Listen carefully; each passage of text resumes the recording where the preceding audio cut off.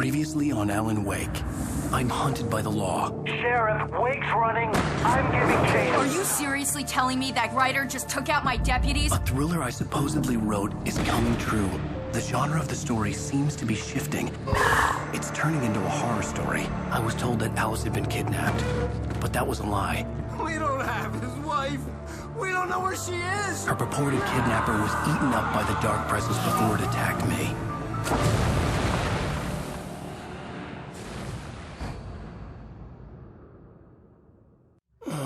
Alan, shh, baby. It was just a nightmare. Alice. There you go, Alan. Hartman. I fell. I had to give you a sedative. Don't fight it. You went through another rough period. What? Right now, it's very important that you stay calm. We don't want you to have another episode. You're a patient at my clinic. Have been for a while now. The shock of your wife's death triggered a mental illness. No, you're lying. You're suffering from various symptoms of undifferentiated schizophrenia. Bastard. It's okay, Alan. Just let go.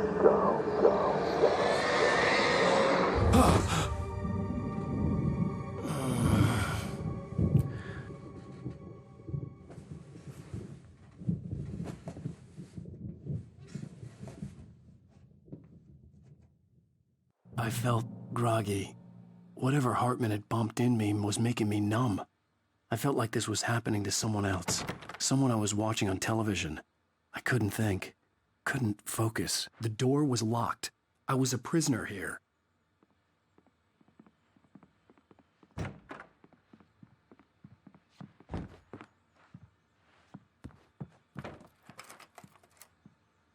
Good evening, Alan. Are we feeling better now? Feeling calm? Yeah. I see you brought your pet gorilla with you. So sure, I'm calm. I get the message. Loud and clear. Why, right. That's the spirit. You're being very brave, Alan. I understand you're confused. I would be more concerned if you weren't suspicious of me. I don't blame you for it. Big of you. Now, why don't you come with me? We'll reacquaint you with my clinic and go over everything you might have forgotten. Little walk and some fresh air? Yes, it will do you good. This corridor, patients. Most of them aren't here right now. Jack took them out for a fishing trip, except for the ones who are particularly vulnerable, of course. I encourage creativity as a part of the recovery process here at Cauldron Lake Lodge. I specialize in treating artists. I bet you do. Splendid, Alan. I honestly believe we can get this thing under control if we work together. This way, Alan.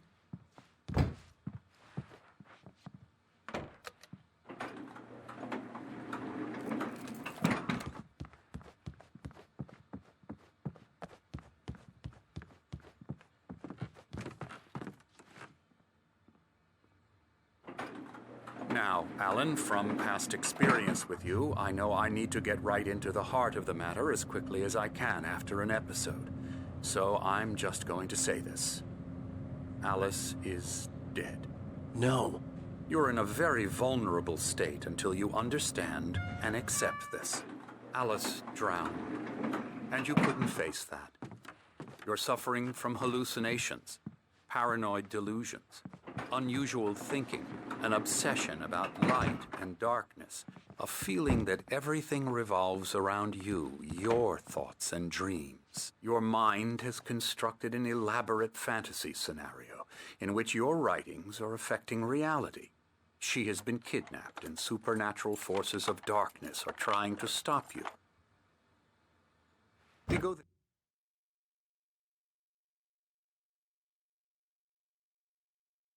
this way, Alan. I wasn't ready for another shot, so I went along with it.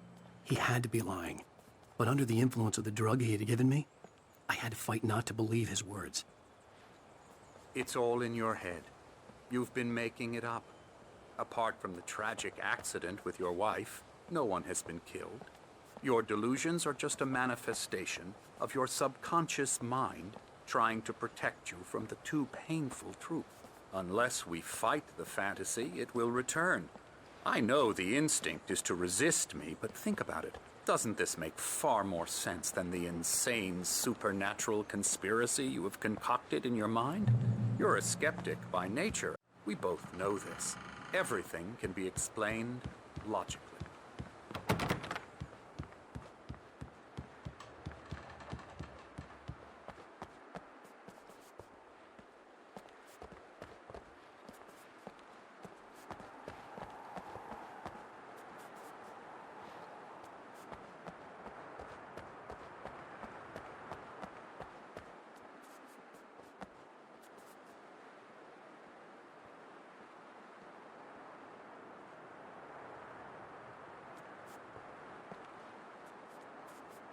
I never get tired of this view. Very inspiring, isn't it? Cauldron Lake spread below us. I could see Mirror Peak on the other side of the lake. I thought I could make out the spot where Diver's Isle had been when I arrived with Alice. Now there was nothing but waves. It seems there's a storm coming. Funny, I don't recall there being a mention of that in the weather forecast. Well, no matter. This way. Follow me. Alan, what I'm telling you is good news. Right now, we're in control. Every time you have a relapse, it gets more and more difficult to resurface from the dark depths of your imagination. Not surprising, considering your profession. Imagination is what you work with. After all your nightmares, this should come as an immense relief to you. If it doesn't, why is that? Because I'm lying? Or because you don't want to admit that you're not well? It's very natural for you to think of me as your enemy. It's part of the illness. I let him talk. After all, Hartman I'm the one obviously trying loved to his bring own you voice. out of the world His words you've echoed constructed for madly yourself. inside my head. But I can't I dug do my it nails by into the myself. palms of my hands to stay You focused. need to work with me. Once you accept that, we can begin the journey towards your recovery.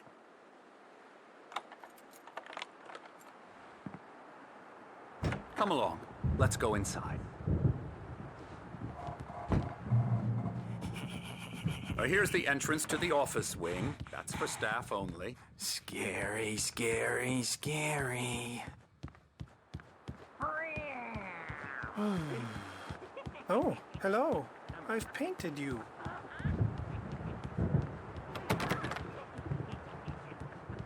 I'm a real bad dream, mister. You should be afraid of me. Don't want to run into me in the night, that's for sure. Please, Emerson. Mr. Wake is confused enough as it is.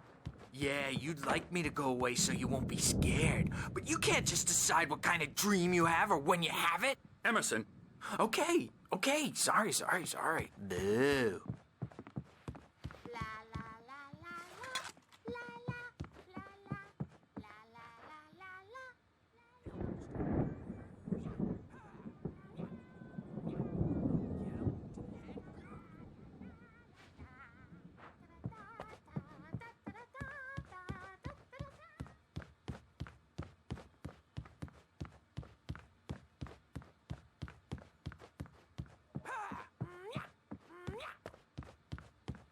Alan, please, this way.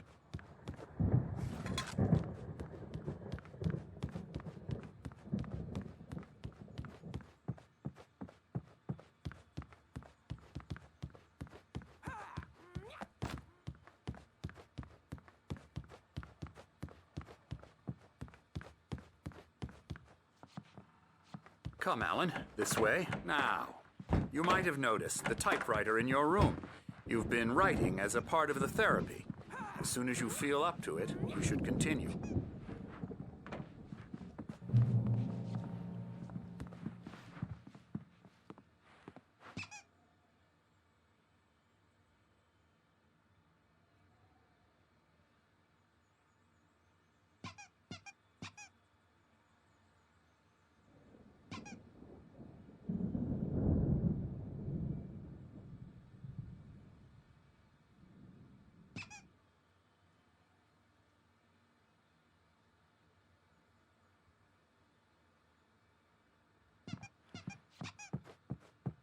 My rheumatism's killing me.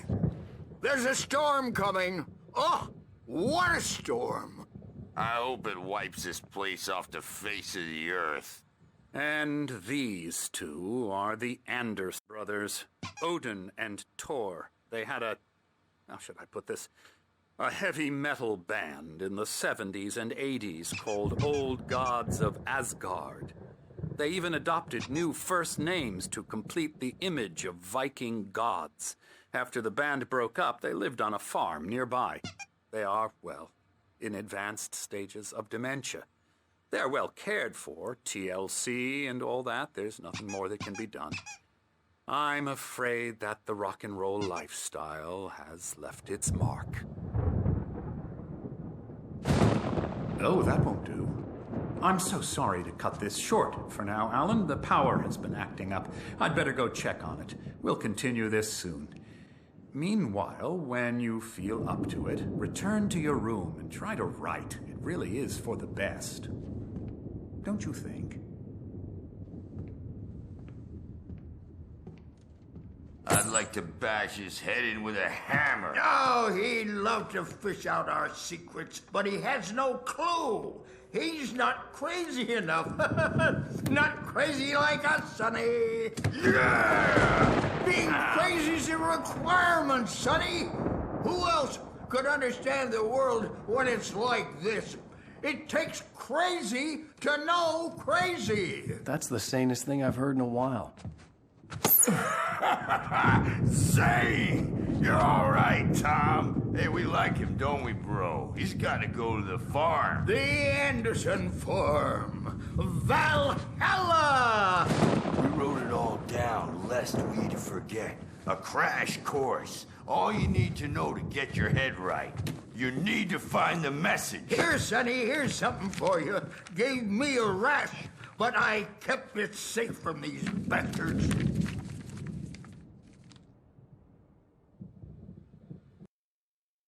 Zane could feel the poems, taking form, shaping things. As he experimented, he imagined he could almost feel the power surging through the keys of the typewriter. It exhilarated him. But there was fear, too. If not for his young assistant Emil, he would have given it. My head was clearing up, or according to Hartman, I was sinking back into the fantasy. I was convinced he was lying to me about everything. Crazy or not, the Andersons made more sense.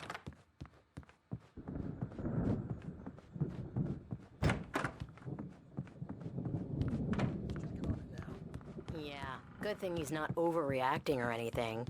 Well, he's the boss. I may need a hand here later on, Birch. The storm's bound to make you know who. Something's wrong. I'm not myself. It's hard to think that there's a shadow inside my head. I can only focus on writing. Everything else is a blur. I'm trapped in this cabin. Have been for days, but it's always dark outside. My editor is real. I saw her again. She's not human.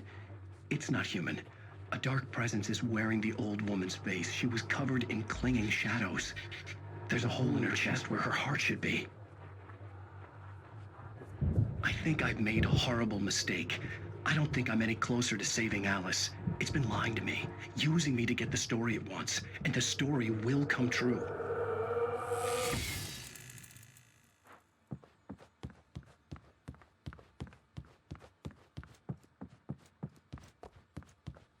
Hey, Wake, why don't you humor Dr. Hartman and give the... The white glare of the blank page in front of me hurt my eyes. My hands began to shake uncontrollably. Everybody, calm down. Put that down. Bert, I need help. Hey, Wake, you stay here. I'm gonna go see what's up. You just keep doing what you're doing. Be cool, okay?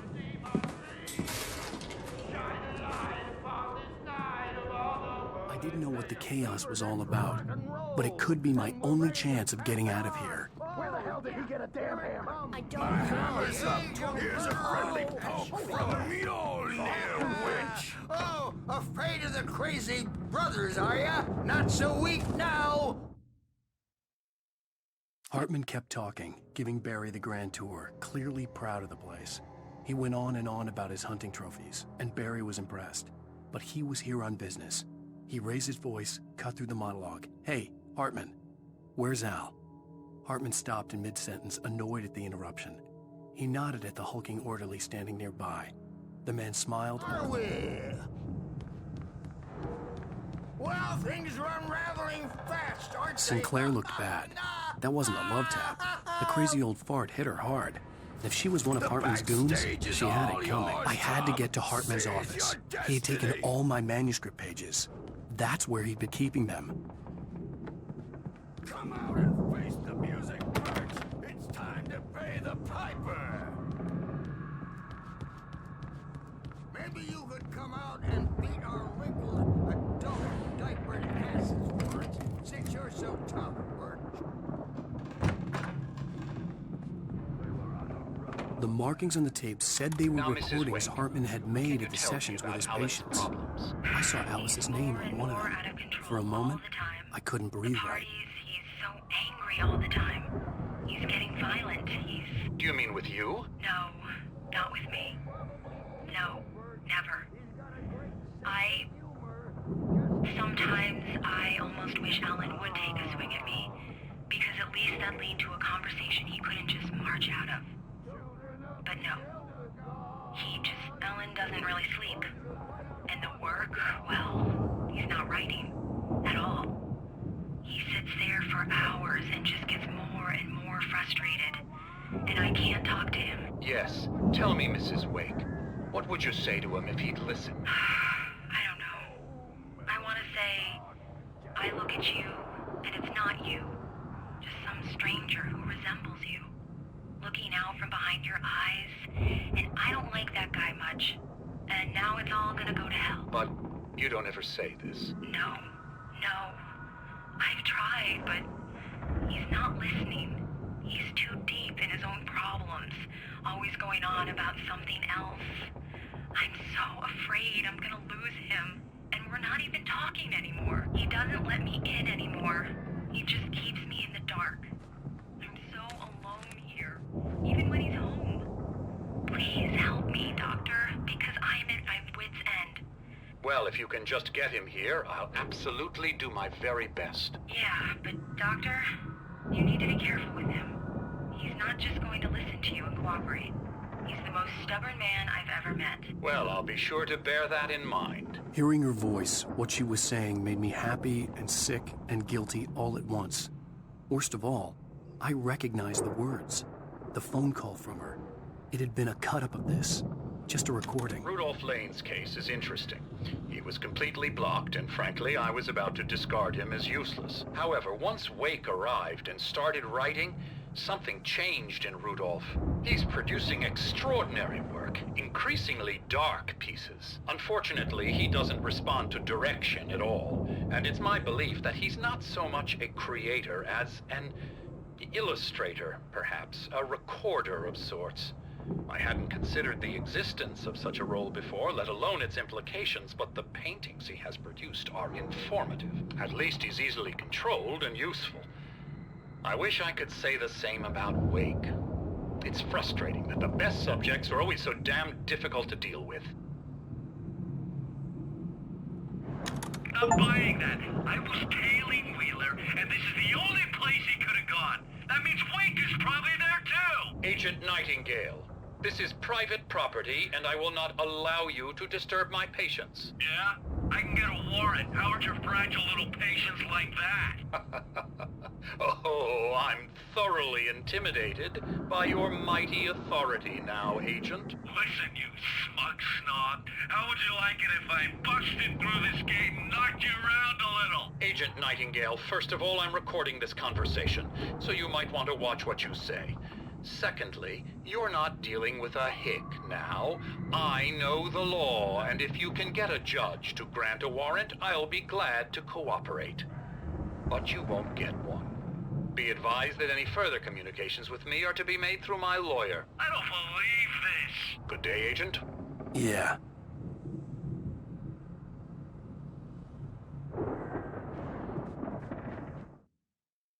Hartman wasn't happy.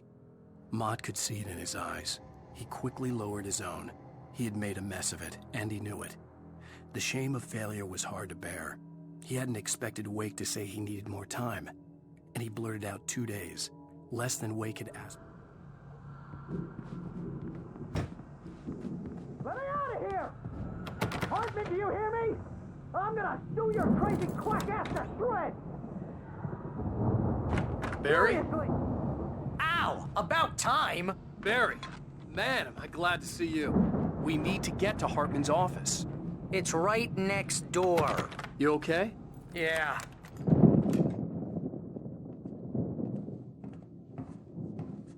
These were all the pages I had on me. And more.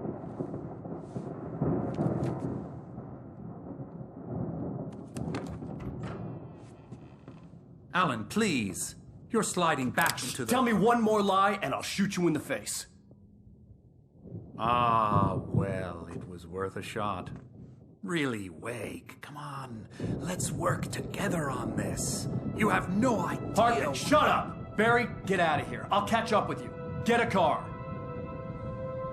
Oh, Al, let's just... Go! Wake, listen to me. This is a mistake. Don't you see? Together we can create something absolutely wonderful. With your ability and mine.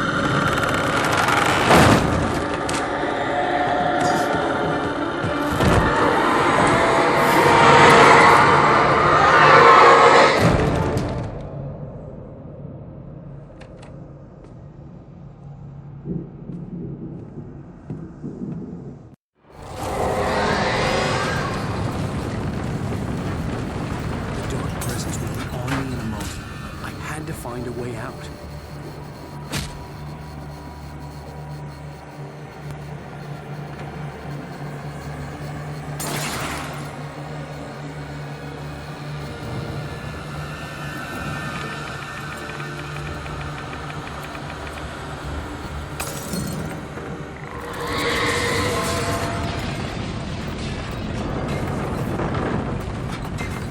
I needed light to get the possessed bookshelves out of my way.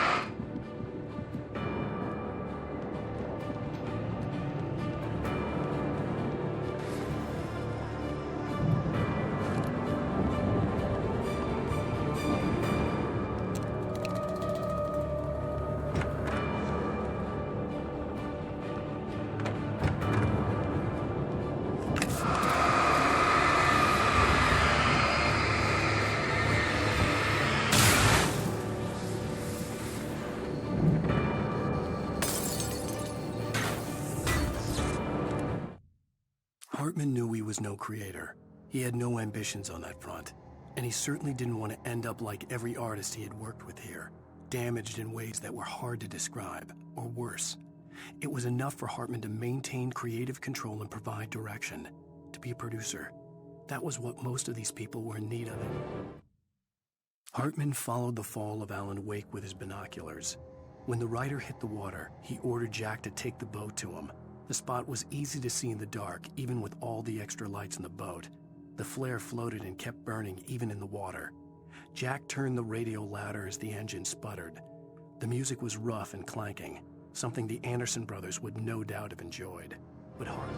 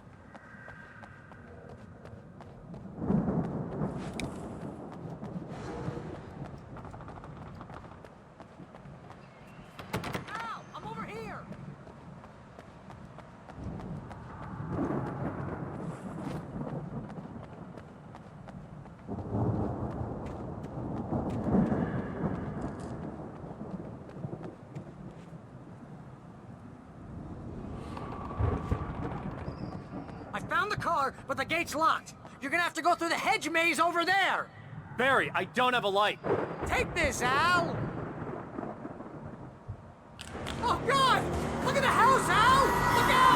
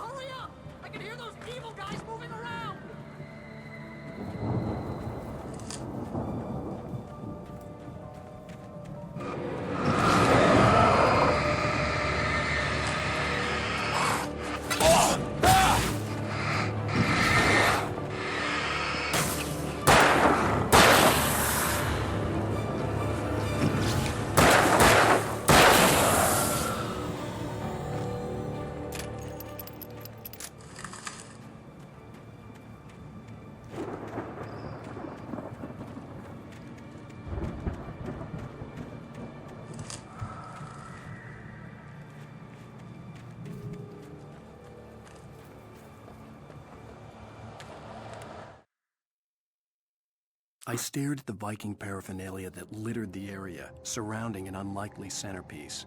A full-size stage complete with an impressive sound system with all the trimmings, including a dragon. It took a special kind of crazy to build something like this in a remote field. When the sky split open with a depth...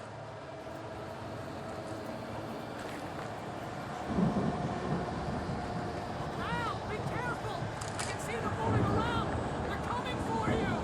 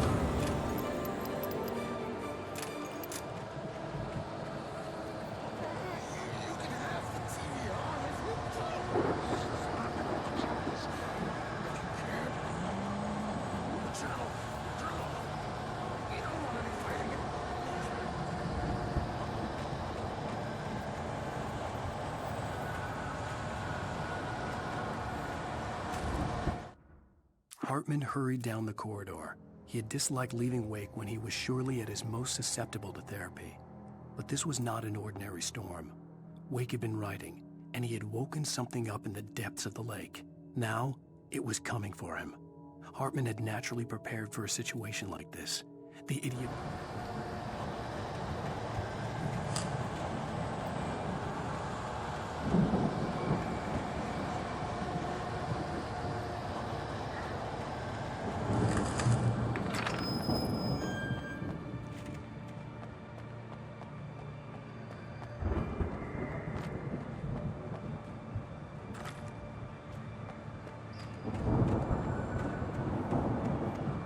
You get 2 pills in the morning, and then you'll be nice and calm all day long. You get 3 pills in the evening. And then you'll sleep like a baby.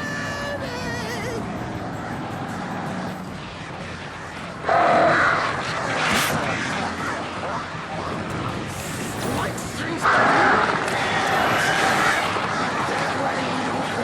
trouble, and I don't have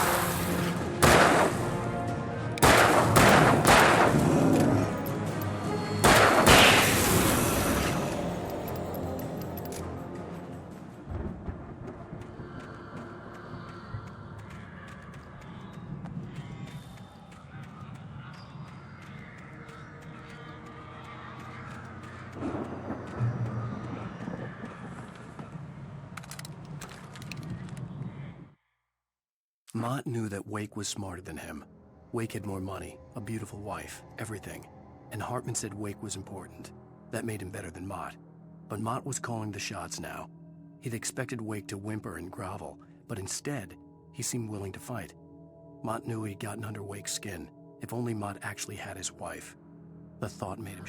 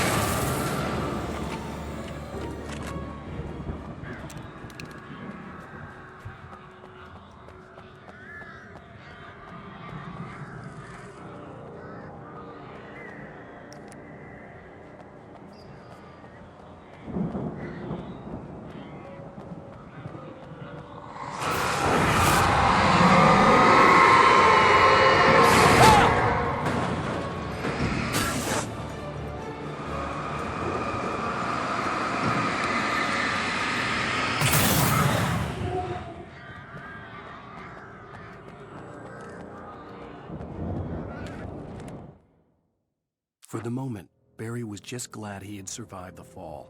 He had been separated from Al, and there was no easy way to climb back up. He told himself he'd be okay in the gloomy forest at night. He would just have to wait for a while for Al to find his way down. Barry turned when he heard the heavy footsteps and saw the movement. The man-shaped shadow lunged at him from the bushes, an axe held high.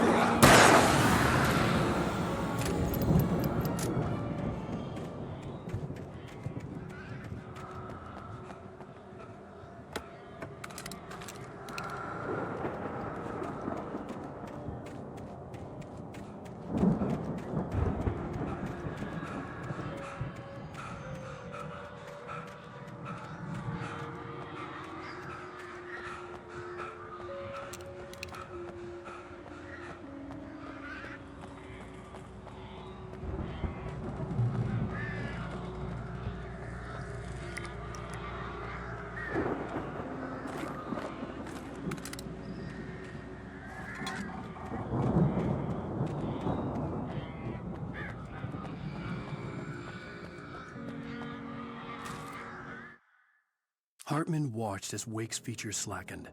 The man was bullheaded, no doubt. Even lying on the bed, he'd almost broken Hartman's nose the second time. But with a little time, he could break Wake down, give him proper direction. Wake was easily the most promising subject he'd had. Well, since Tom, really. Sleep well, Alan, Hartman whispered with a smile. Let me take you.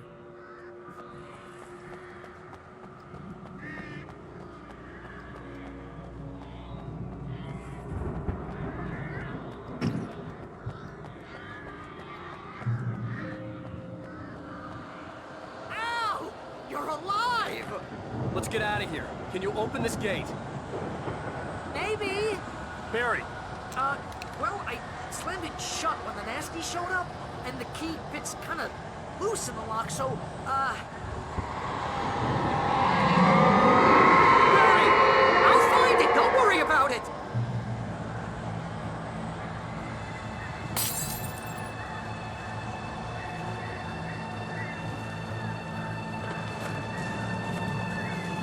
Hurry up, Barry! I'm on it! I'm on it!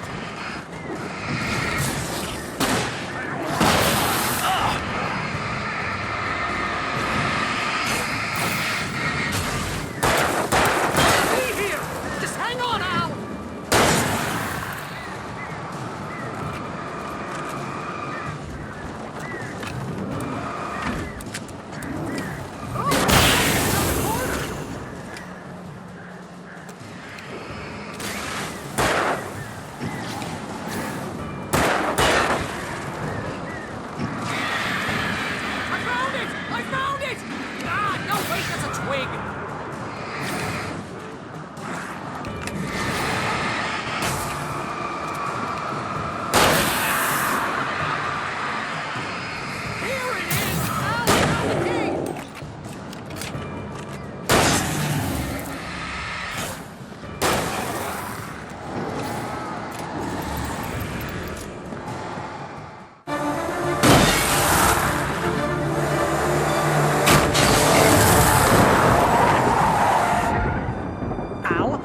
tell me we're headed for the nearest "You're now leaving Bright Falls. Come back soon" sign. We're going to the Anderson farm. I knew you were gonna say something like that. You know what? You owe me big time for this. When this is through, if we make it, I don't care what anybody says, I'm done with darkness. You're gonna buy me a tanning bed as a gift, and I'm gonna live in it.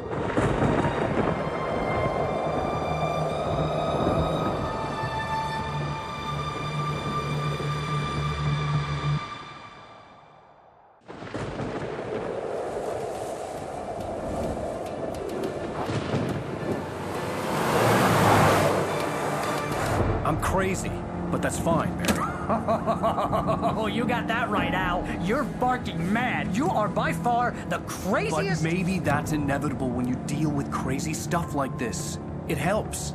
This is happening, Barry. Alice, they never had Alice. She's trapped in the darkness at the bottom of the lake, but she's not dead. Al, how can you know that? I know, Barry. I can... Al, No, listen. I can bring her back. I can find her. There's something special about this place. The lake, it does something to the works of art created here. It makes them come true. But there's a catch. The dark presence, whatever that thing is, twists it to its own ends. That's why all of this is happening. It's using my manuscript to take over everything. Al, I believe you. It happened to Thomas Zane before. It happened to the Andersons. I believe you. Crazy or not, you're not delusional. Weird shit's going down. That's a fact. I'm on board, man. I'm with you. The Andersons knew about it, but they were too far gone to tell me with all the drugs they were on. But they wrote it down. There's a message somewhere at their farm, Barry. You just need to find it. Look out!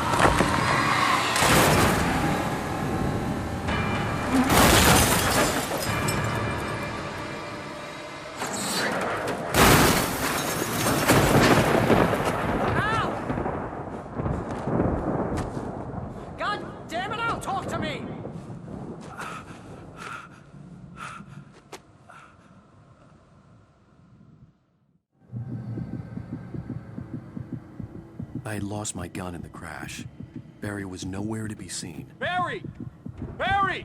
Oh, man, you're okay! Jeez, it's good to hear your voice! I was trying to get out of the car, but the ground gave way. Man, what a drop! Don't worry, your cutout is fine. Forget that! Are you okay? I hit some bushes, didn't get a scratch. There's no way you can climb down, though. It's like a sheer wall. Al! There's something moving down here! Barry, it's a taken! Use a flare, Barry! Yeah! Barry, are you all right? I'm good, Al! I'm great! Guess you never messed with anyone from New York City before, huh? You're gonna have to find your way around to the farm, Al! I'll be waiting! Barry, just wait for me, okay? Al! I'm not staying here! It's suicide! I'm going to the farm! I'm gonna go ahead and secure the area. You can catch up. Don't worry about it. I'm on the case. Now he's Rambo. This would turn into a disaster if I didn't catch up with Barry.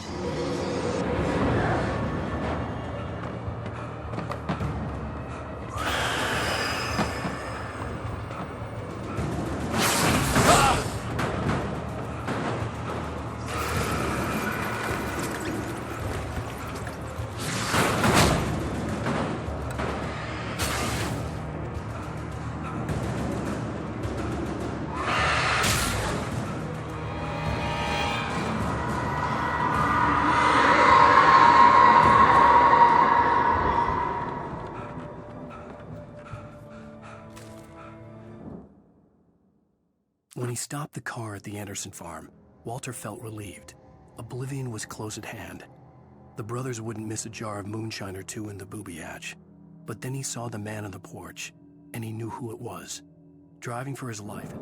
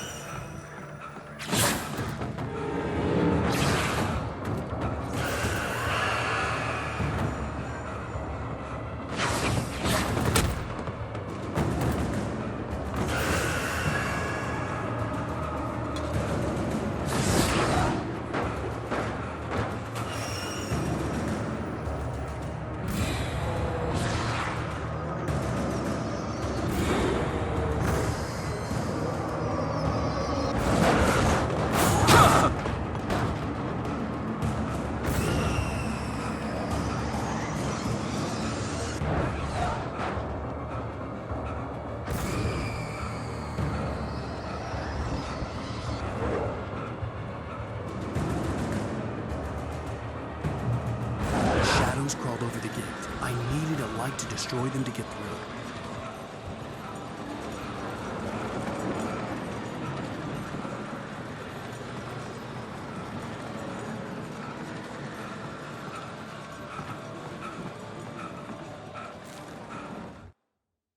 Agent Nightingale stared at the passed-out rider. The man was sleeping off one hell of a night. Nightingale felt a stab of envy at Wake's oblivion, but he had a job to do. He put the gun to Wake's head and almost became a murderer. His hand shook and his throat felt tight and dry. Biting his teeth, he tried again to pull the trigger. He lost the nerve. Wake stirred. Nightingale went.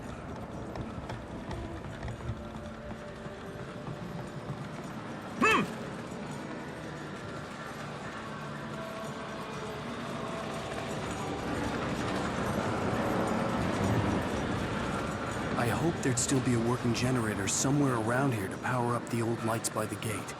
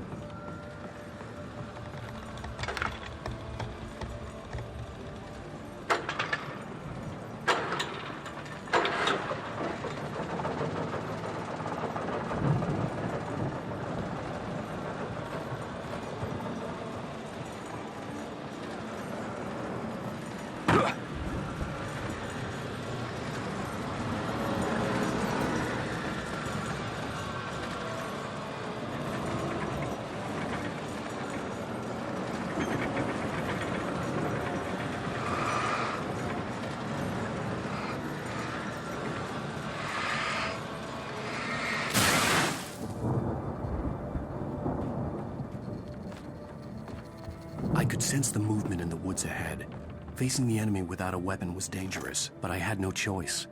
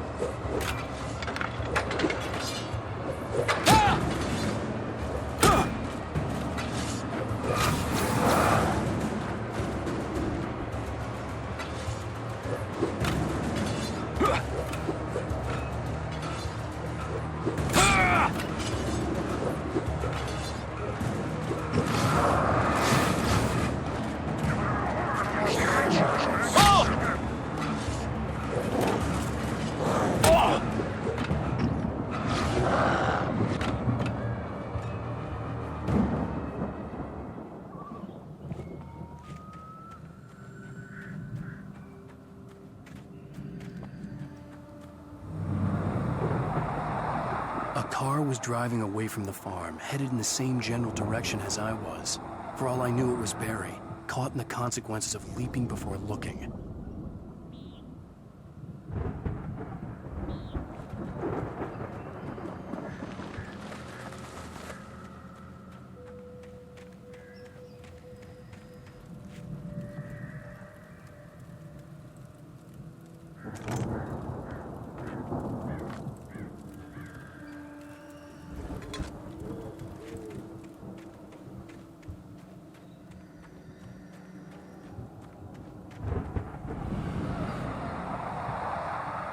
The car was heading for the cabin up ahead.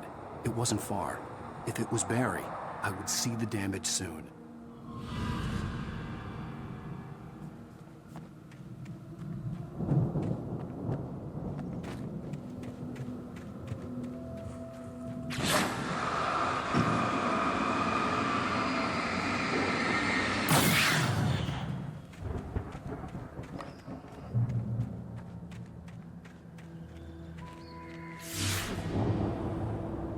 I'm trying to deliver each page to the right time and place. I'm trying to show you how the story goes. I had seen glimpses of the light before. I had seen it in my dream. It was a strange spaceman or a diver in a bulky suit. He was the one who'd been... The dark presence followed the choreography laid out to it in the manuscript, growing stronger and stronger, moving like a storm from one scene of destruction to the next. But it was still bound to follow the story and chained to the dark place in the pages on my path.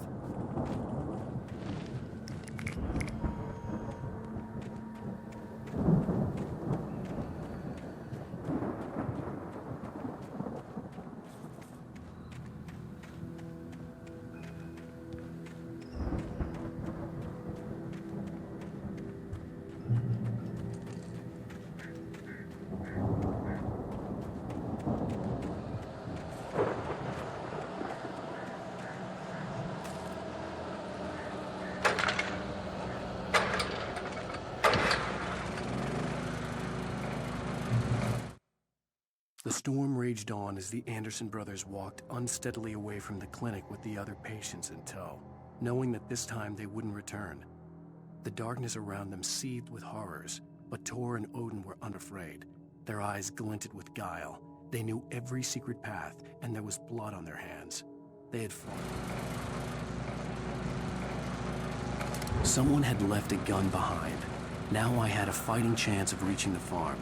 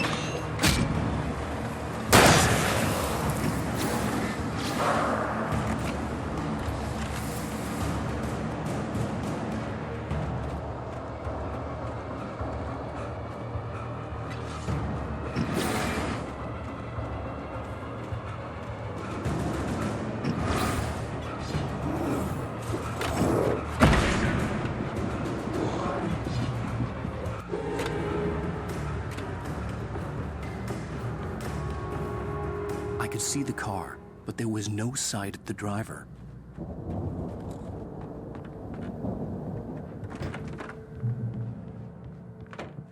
Hello? Anybody here? Barry! No! Danny, you're not! Please!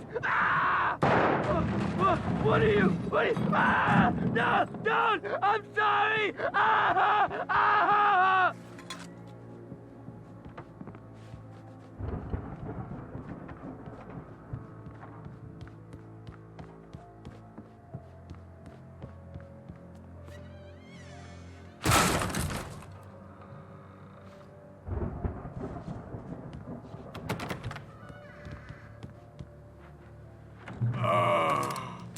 I know you. You were in jail the other day. I went to the farm again for the moonshine, you know? It makes you see. They're not gonna miss it. They're in the loony bin. But my buddy, Danny, I lost him. Something's gone wrong with him. It's not him.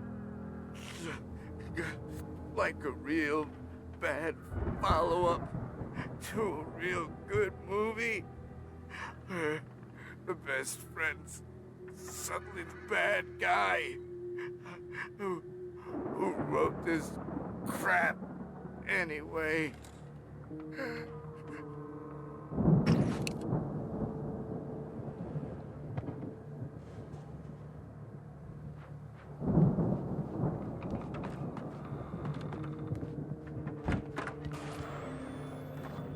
I've run through every possible course in my head. If I continue like the Dark Presence wants me to, the story I'm writing won't save Alice. It's a horror story, and it's going to kill her, and me, and everybody in this town. No one will survive. Darkness will consume everything. This is what it's wanted all along. It will be free, unstoppable. It used Alice to get to me, dangled her in front of me to keep me going. It was never going to release her. I'm going to change this. I'll escape. I've written myself into the story. I'm now the protagonist. This feels like a terrible risk, but it's the only way to save Alice. I'll be bound by the events of the story just as much as anyone else who's been woven into it. The story must stay true for this to work. There have to be victims along the way, near escapes, cliffhangers. In a horror story, it can't be certain that the hero will succeed or even survive. He almost has to die. I'll write my own escape into the story next. I need help. Zane's going to be the one who will help me. I'll make it happen.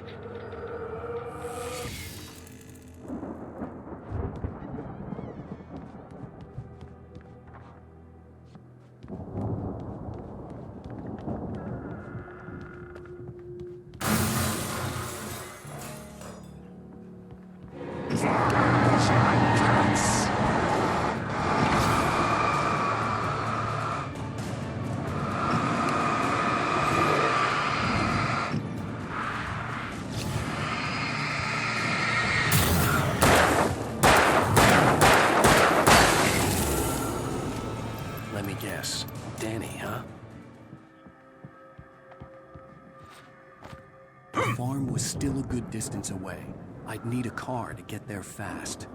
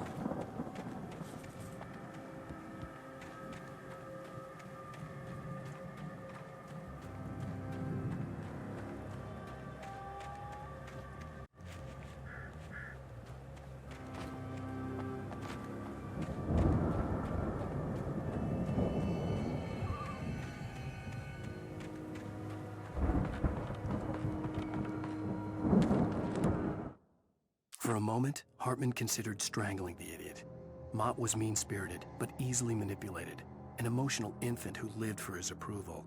Wake, by contrast, was a far more difficult subject. Mott had given him too much leash. In 2 days, who knew what could happen? Hartman would have to find a way to rein him in, and quickly.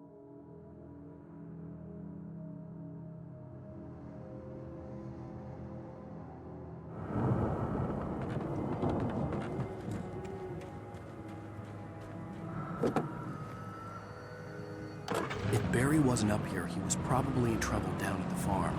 For a moment, I felt bad for doubting him. After all, I'd made it this far myself. But Barry was Barry.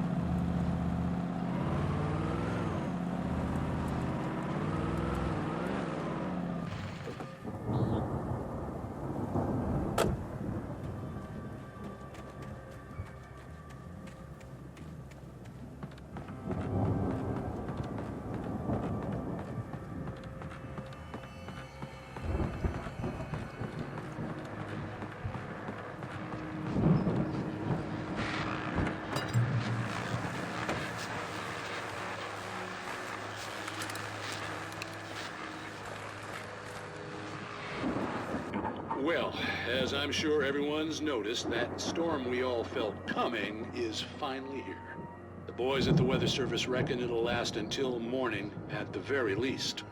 Pertaining to that, let me read that missing persons alert again. The Sheriff's Department's still looking for a Caucasian woman, 30 years old, slim and blonde with blue eyes. She may be lost in the woods, and it's possible she's been injured in a car accident. If you see her, please make sure you get her indoors and call the sheriff. It's bad weather to be caught out in, so if you see someone in the area who maybe looks a little confused, give them a hand, all right? This is Pat Maine on KBF FM, hoping you're all safe and warm tonight.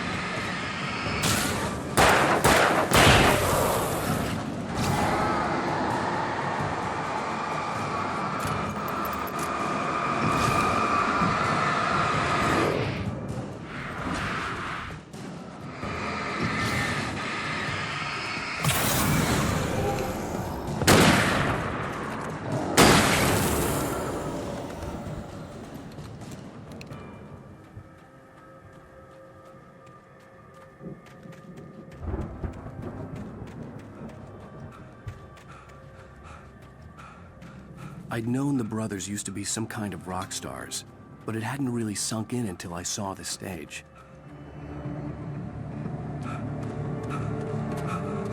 Al! Run! Incoming! There's too many of them!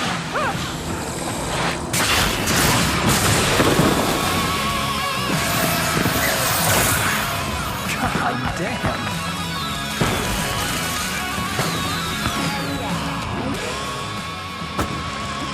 I'm so glad you decided to go it alone, Mr. Bronson.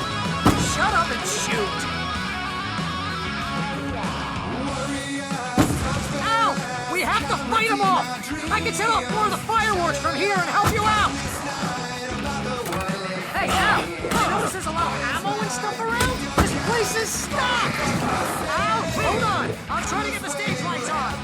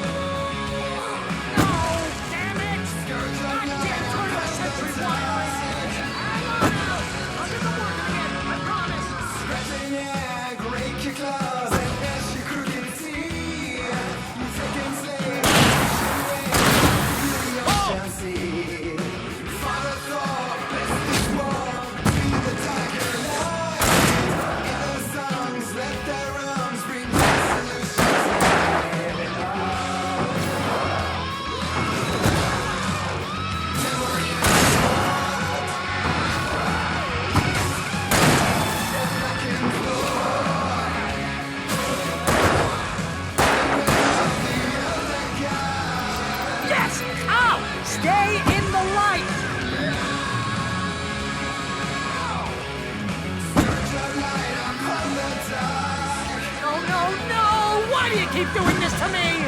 Do it for Barry, please, please, please!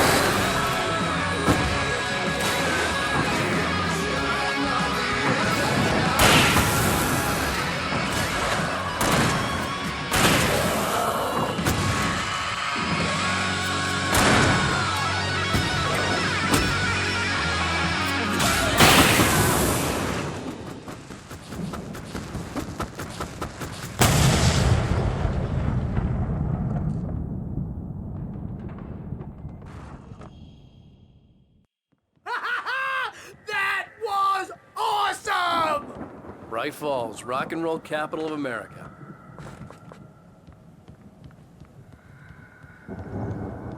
Hey, Al! This way to the farm!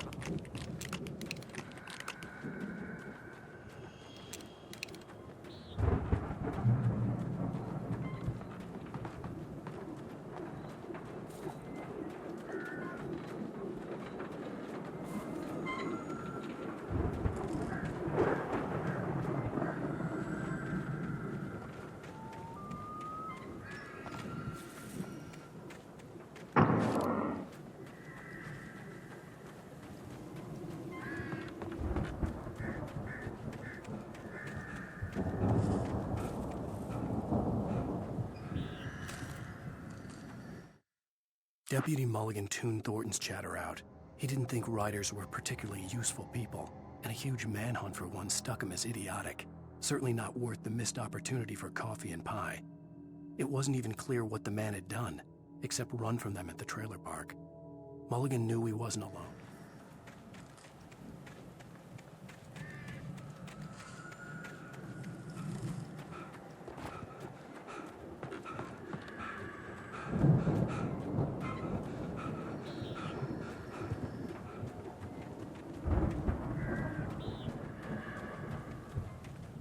See, bestseller? No reason to worry. Your cutout's good as new, right where I left it.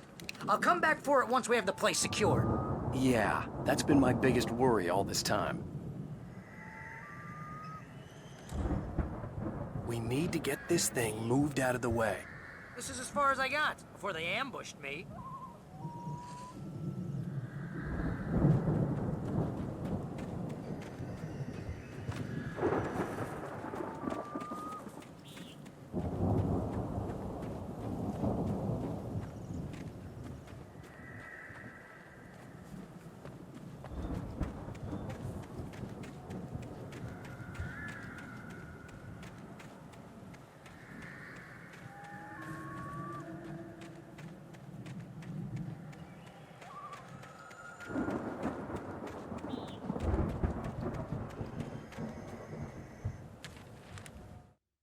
As the deputies hauled Wake and Wheeler away, Agent Nightingale eagerly examined the stack of papers Wake had been carrying. It was incomplete, a collection of random pages, but there was enough.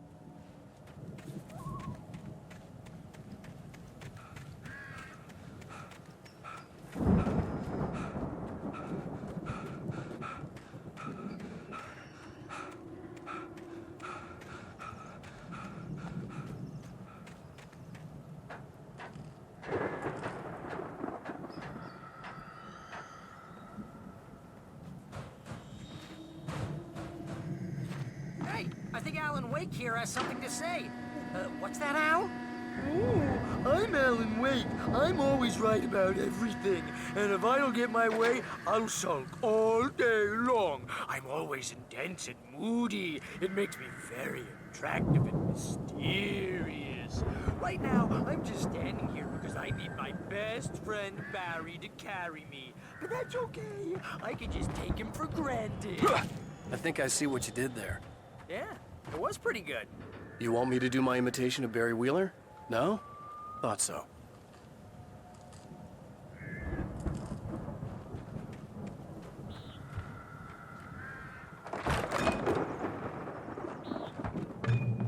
Wow! You look at that thing, Al! They really went all out with this Viking crap, didn't they? Look at all... Sleep. We all spend our night dreams in springs. soft Man, somewhere between fantasy and Hey, oblivion. remember when I got you that gig? But Your dreams first have a real way of writing forcing job. What got you themselves into started? waking life. Was this one of your Or episodes? Vice versa. In Night Springs. Tonight's episode, The Dream of Dreams. That's by someone else. We join Mr. Jones as he explores the endless dreamscape, only to be brought to a sudden stop by a decidedly mundane situation. A long line of people. Hey, Jones, right? Listen, we're gonna have to wait until His Highness over there is good and ready. Oh, wow. Who's that? You don't know him? What are you, new? He's the guy dreaming us. Well, not just us. He dreams everything. All of this. But wait, no. I'm the one who's dreaming. I'm asleep. Isn't this my dream? Oh, yeah. Sure. Get real, pal. You're just another dream. I'm a dream. You're a dream. The weirdo in the diving suit is a dream. And the girl made of smiles and sunshine is definitely a dream. But I'm pretty sure I'm dreaming this. Well, maybe you're a really confused dream. What am I, a shrink? All I know is I'm going with the smart guys. And they say that's the guy doing the dreaming. Right there. I don't know what that means. It means we keep him happy. No sudden falls. We make sure he has his clothes on when he goes out in public. No chases where the monster is nipping at his heels and he runs like crazy, but his legs don't seem to get him anywhere. None of that. Because if he wakes up in a cold sweat...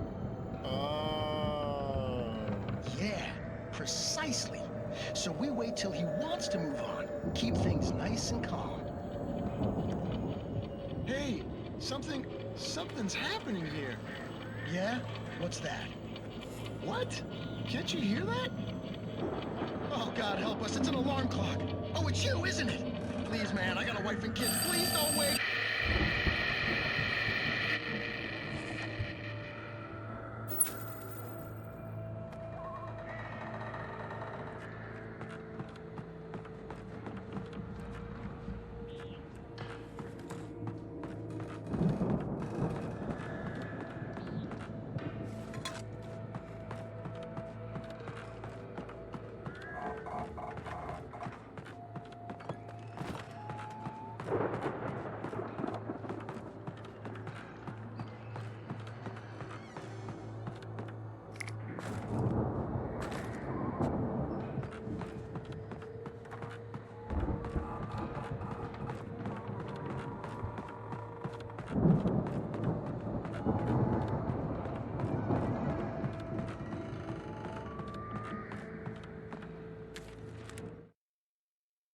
It's 1976. Madness reigns at the Anderson farm.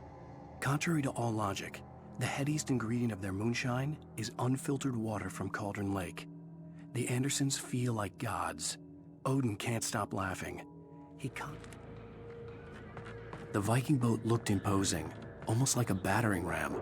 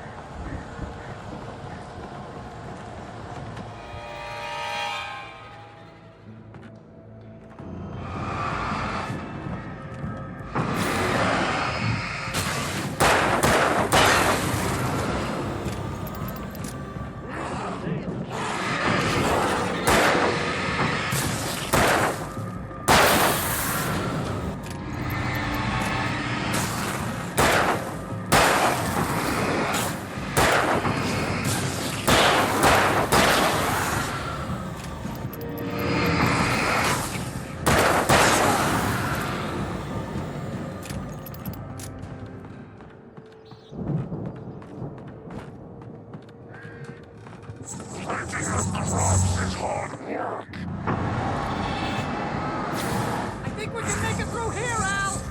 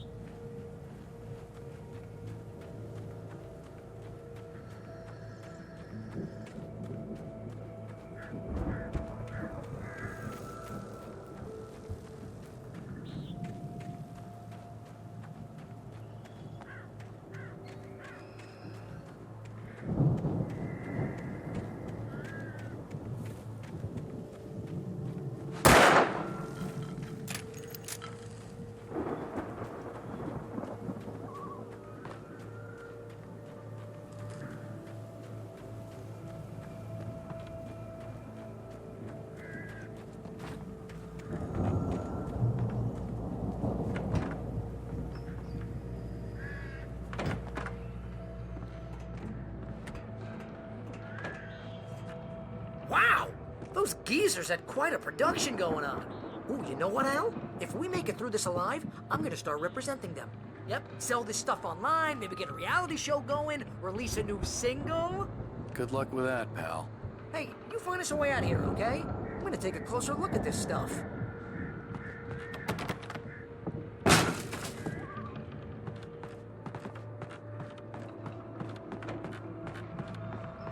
Be careful, Al!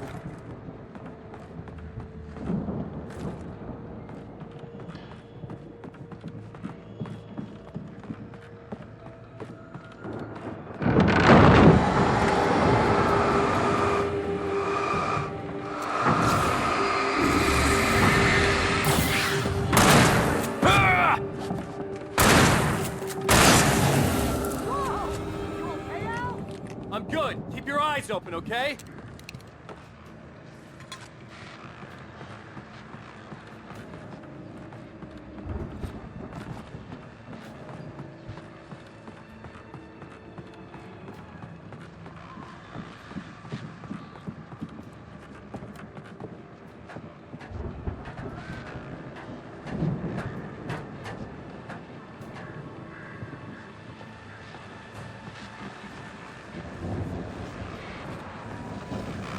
As you regular listeners know, I tend to work through the night, but I'm not the only one.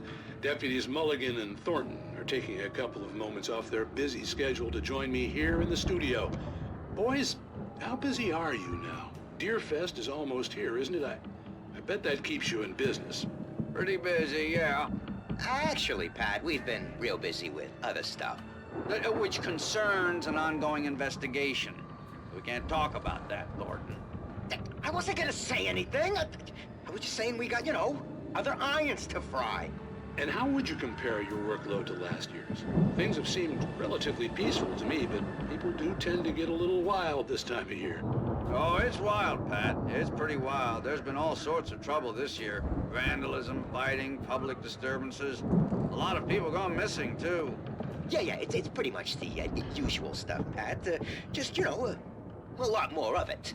Now, is it just me, or does Deerfest get wilder every year? People seem to be more drunk, at least, or they start earlier and younger. Oh, it's definitely not just you, Pat, but... Definitely, Pat. Hey, I'm talking here, Thornton.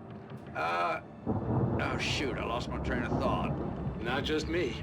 Oh, yeah, it's wilder, Pat, but actually most of the trouble seems to be coming from grown men. People who ought to know better, Kids are doing fine this year. Well, that's nice to hear at least. Boys, I want to thank you for stopping by. I'll let you get back to your patrol. Sure thing, Pat. Yeah, sure thing, Pat.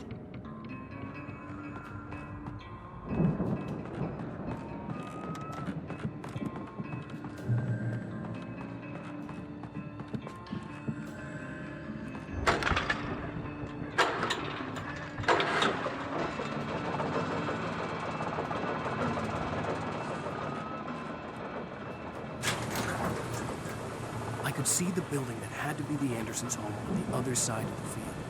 It wasn't far now. I wasn't worried about trusting the ramblings of two burned-out geriatric wrecks. They had the goods.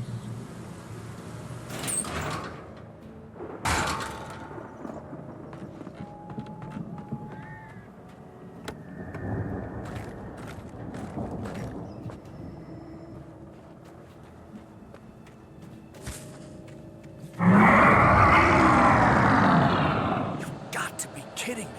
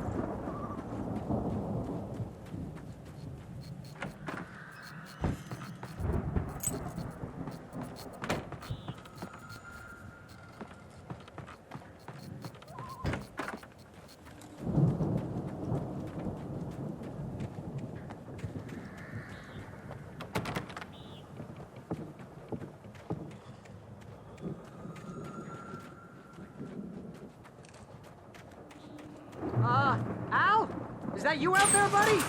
Yeah, it's me. Hey, let's go, man.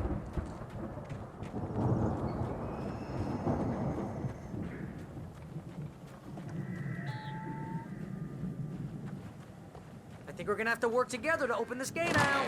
Looks pretty heavy. Hey, I think that's the farm on the other side of the field. We're almost there. This farm is a crazy place for crazy people. We should feel right at home then.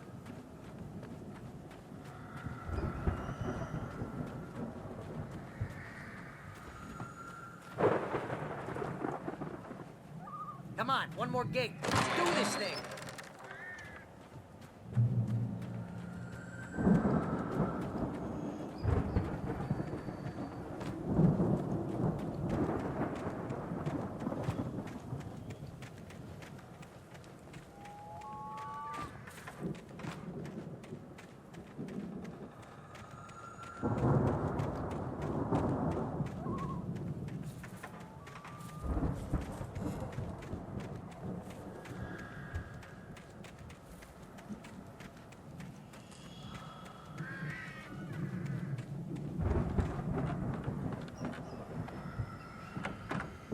Lights are out. I guess we better check the fuse box.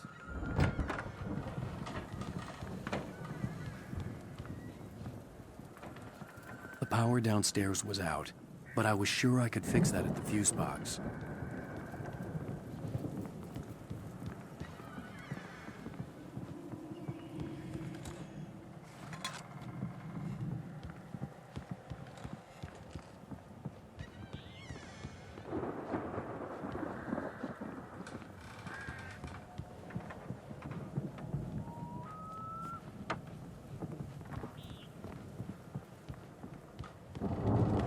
You know, this place looks kind of lived in. I thought the Andersons were in the booby hatch. Again, Alice's screams rang in the stillness of the night. I saw myself run toward the cabin, flashlight in my hand. I followed my past self. I was an out-of-body observer, a time traveler in a crazy drunken dream. This was the beginning.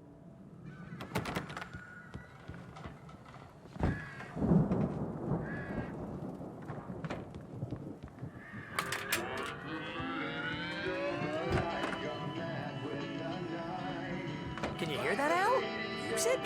Of course. We need to find where it's coming from. That's the message the Andersons talked about. That's the whole reason we're here. Lady of the Light? Oh, that's gotta be... What's-her-face? The crazy lamp lady from the town. Cynthia Weaver. Right.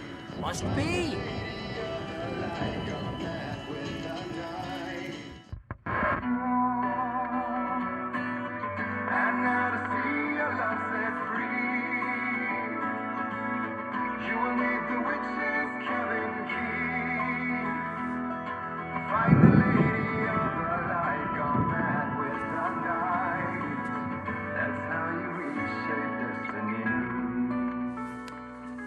Okay. We need to find Cynthia Weaver. We'll stay here for the night and head back to town as soon as it gets light. Hey, Al. Lots of hours before dawn. Might as well get some rest. And by rest, I mean drunk. Come on, Barry. This is... Yeah, what the hell?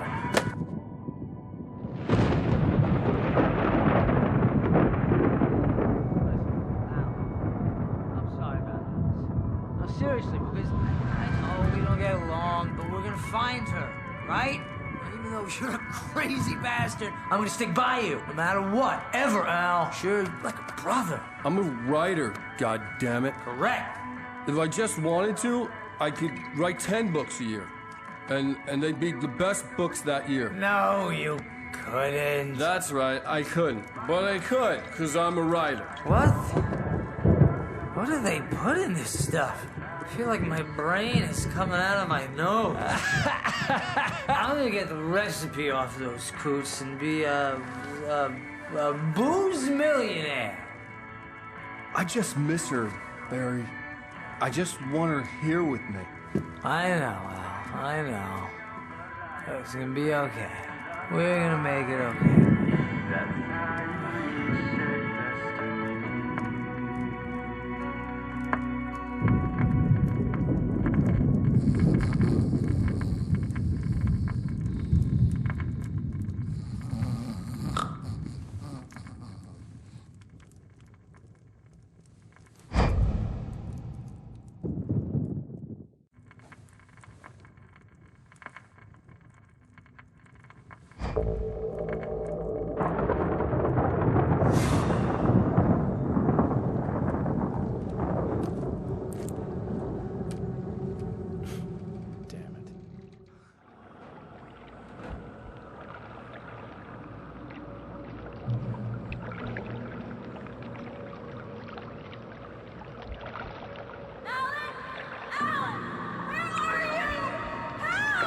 Alice, I'm coming!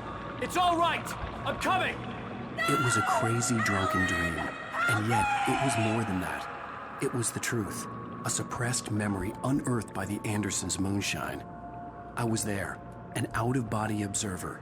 This was the night Alice and I had arrived at Bright Falls, the night Alice had disappeared. I had a chance to find out what had happened. I remembered being surprised to see the cabin dark. Alice would have never turned the lights off. I remembered thinking I caught a glimpse of her form underwater, sinking into the darkness. Diving after her was the last vague memory I had of that night. After that, the next thing I could remember was waking up behind the wheel of the crashed car and finding the first pages of the manuscript. Beyond this lost memory, there was nothing. I had to follow the footsteps of my past self to find out what had happened that night. I couldn't find her in all that blackness. I must have thought she drowned.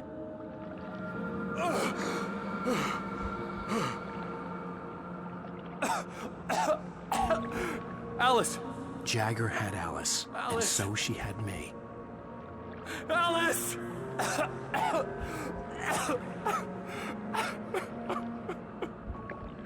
I'd been easy prey. Look at the cabin. Is there someone in the window? Alice? Maybe she didn't drown after all. Maybe she's inside. Alice! Yes.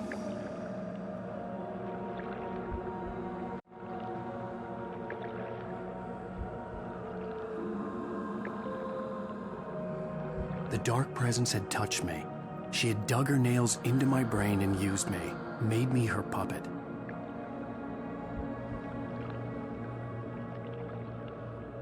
She must be here somewhere. Maybe upstairs in the study. Alice! Yes, that's where she is. You can apologize.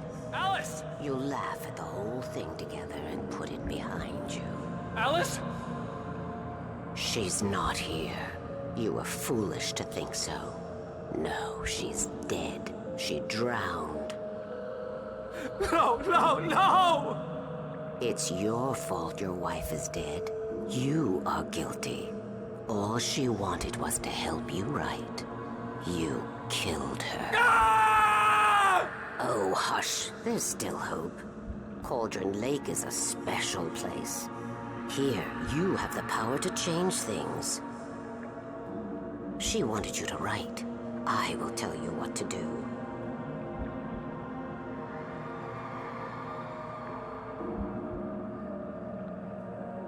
You can write her back. The story will come true, and all will be well again. She had Alice, and the manuscript was the ransom for her.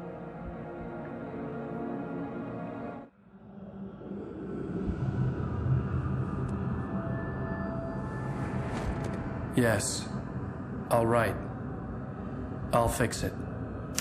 I'll bring her back.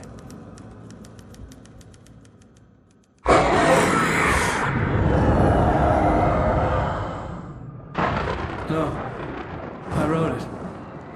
I remembered it all now. In the dark, I'd written for days, a week, almost a complete manuscript of a novel entitled Departure. Jagger had been my editor, whispering in my ear, making sure that the unfolding story would make her more and more powerful. I thought I was saving Alice. Even with the cobweb she put in my head, some part of me had been aware enough to write my escape into the story, to bring a light into the cabin to release me before I could finish, to interrupt the horror story before the ending, where darkness consumed everything and everyone. Zane was weak and far away, but I had written him into the story, and his light had been enough to set me free. It isn't here now. I'm here because it was written. I brought the light to set you free. You must hurry. It will know I'm here. It will be back soon. It stole the skin of my Barbara a long time ago. She looks so old.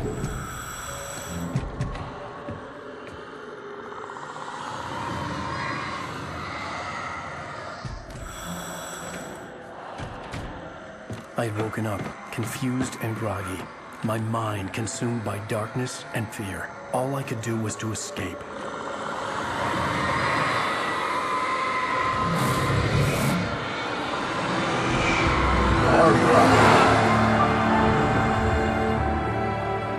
The week spent in the cabin had taken its toll. I was barely conscious and fading fast. It had to have cost Zane terribly, thrown him even deeper into whatever dark place he now haunted. But he had managed to weaken the dark presence, kept me safe that night.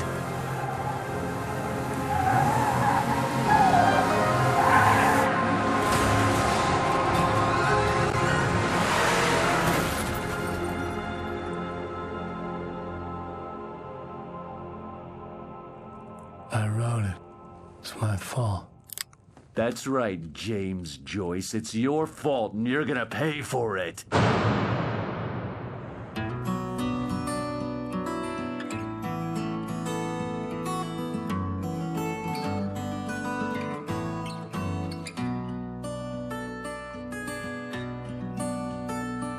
There's an old town road with mystery of Tom the poet and his muse, and a magic lake which gave a life to the words the poet used. Now the muse she was his happiness, and he rhymed about her grace, and told the stories of treasures deep beneath the blackened waves.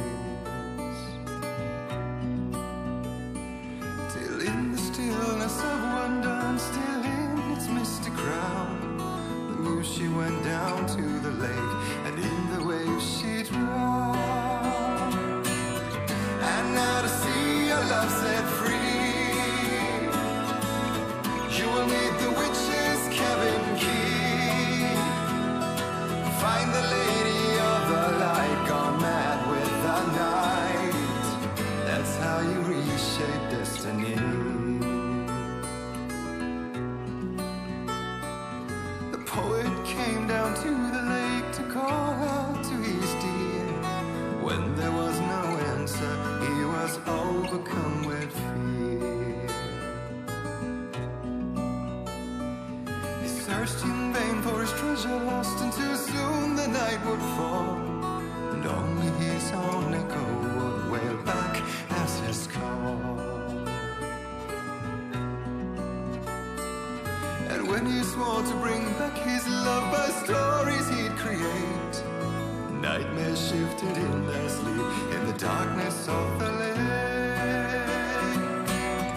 And now to see your love set free, you will need the witch's cabin key. Find the lady of the light, still raving in the night. That's how you reshape destiny. In the dead of night she came to him with darkness in her eyes. We're in a morning gown, sweet words as high as skies. He took her in without a word, for he saw his grave mistake, and vowed them both to silence deep beneath the lake. Now if it's real or just a dream, one mystery remains, for it is said on moonless nights they may still haunt this place.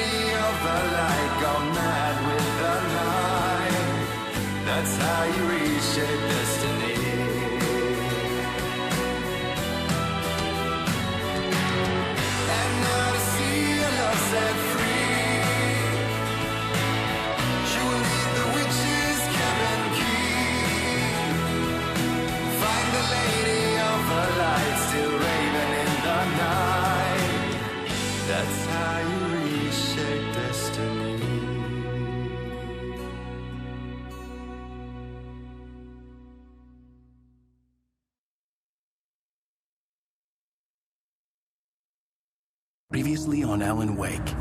Under the influence of the dark presence, I wrote a horror story that is coming true. Jagger had been my editor, making sure that the unfolding story would make her more and more powerful. Some part of me had been aware enough to write my escape into the story. Together we can create something absolutely wonderful.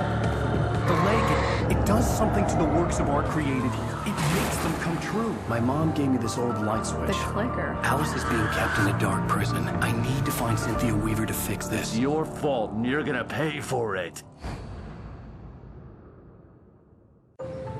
Well, we're expecting a record crowd from the neighboring counties. Naturally, we hope to break the record set by last year's Moose Fest in our neighboring town, Watery. Ladies and gentlemen, some people have asked me, what's the big deal about Deer Fest? And I think that this sums it up. It's about friendship and community. We've got a great party coming up.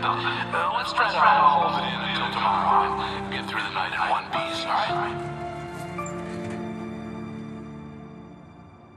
I have it. Someone will come for it when the time is right. Thomas said so. He wrote it. The key is insurance. It's my job to keep it safe. Safe in the light. Always in the light.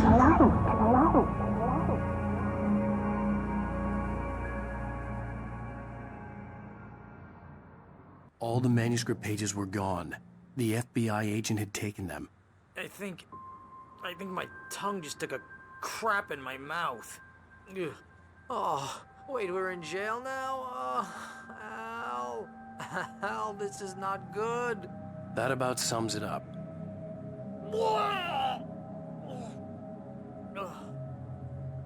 Oh, I am never drinking again. I need to talk to Weaver. She's the one in the song. The Lady of the Light. What, the crazy lady? Ugh, whatever you say, Al, but we're stuck here. They're not you haven't gonna... even interviewed Wake.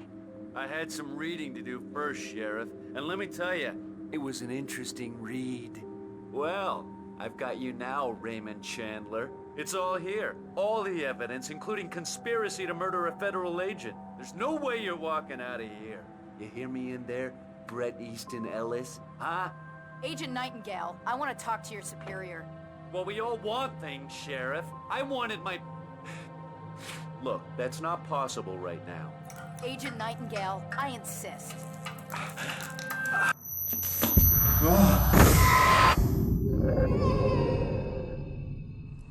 Wake, what's wrong? Lady, are you stupid? It's a trick. It's an obvious trick. Okay, I've had enough of this crap. Wake, I'm gonna trust you with this. You're joking. Agent Nightingale, your opinion would matter more if you were sober and if I actually believed you were here on official business. Whoa! Get back in the cell, Stephen King. The only way you're leaving this place is over my dead... Wait a minute. I know... Oh my God! Light. We need light. It's the only way to fight this thing. In my office. I've got your things there. Follow me. Oh, man! We're sitting ducks with the lights out! Stay cool. I can get the emergency power on. Nightingale tried to make sense of the manuscript.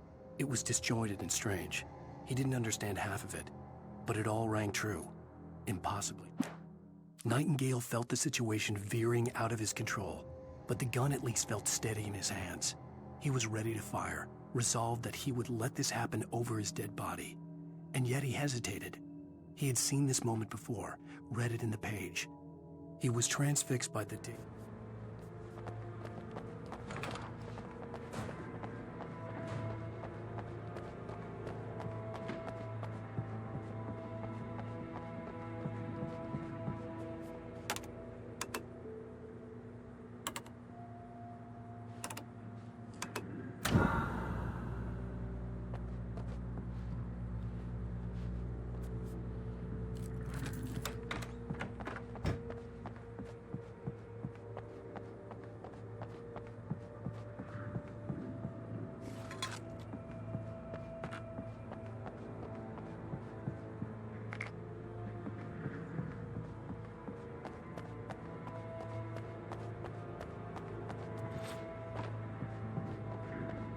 Here are your things. Wake, what do I need to know? What do you need from me? They can be hurt in the light, only in the light. And I need to find Cynthia Weaver. She can help me stop this. Light. Check. Cynthia.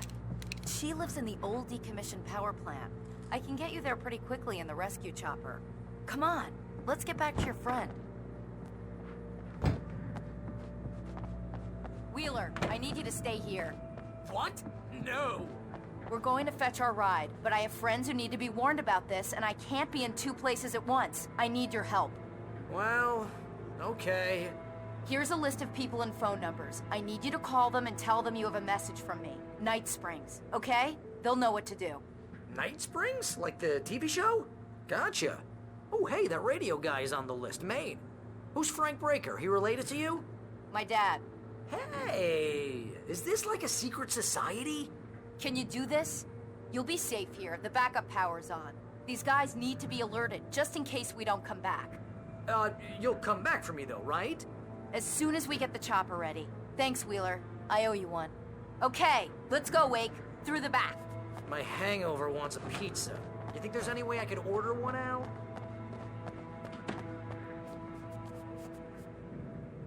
Hello, Mr. Breaker.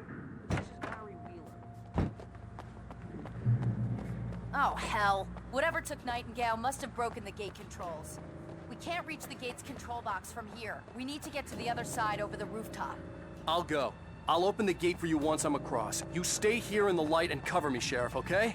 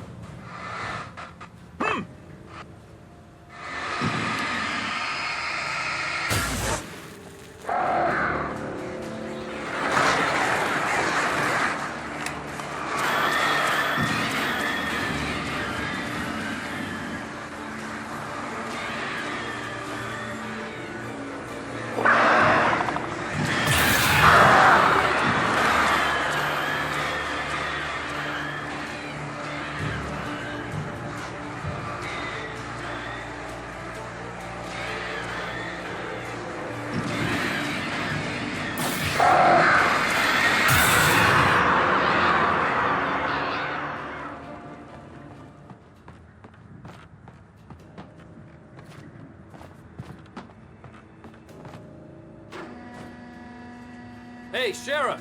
Your password. Night Springs? What's that all about? It's a stupid joke we have. That Bright Falls is the original inspiration for the TV show. This town can get weird at times. Never this weird, though. You need to bypass the damaged control box. What am I, an electrician? Hold on!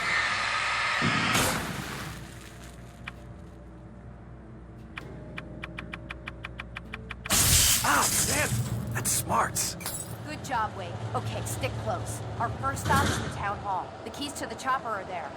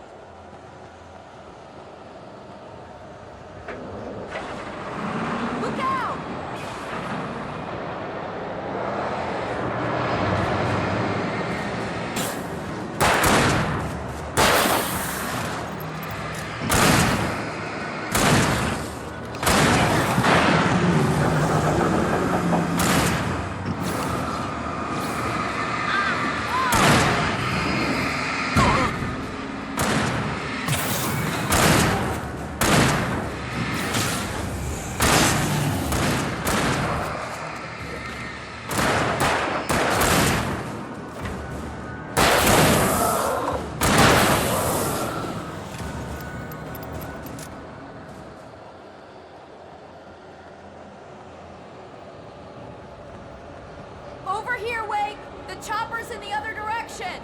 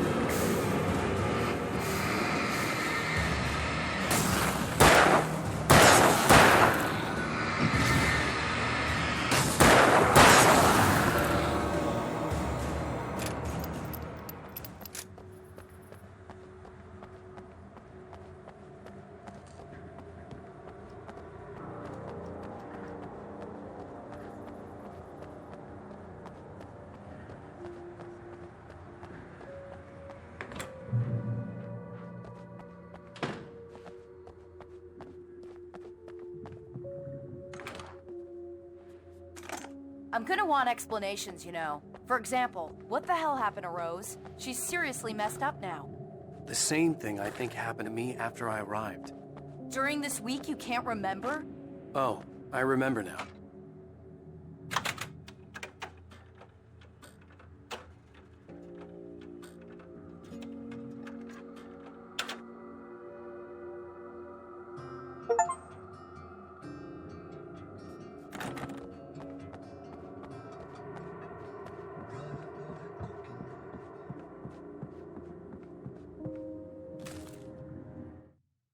Barry was in his element, making calls, making things happen, even if he didn't entirely know what those things were. He wouldn't let the hot sheriff chick down. Even if every noise he heard from outside, and he heard plenty, made him jump. He had only paused to text Al a message, told him to hurry up. Suddenly...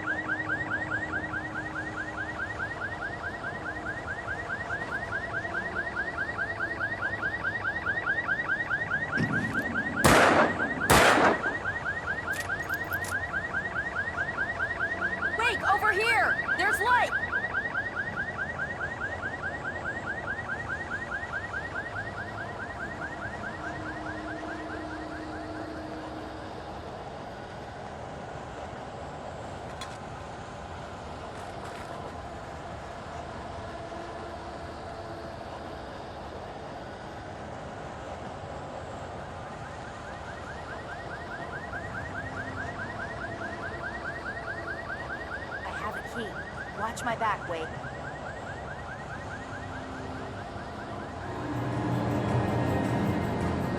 It's an ambush.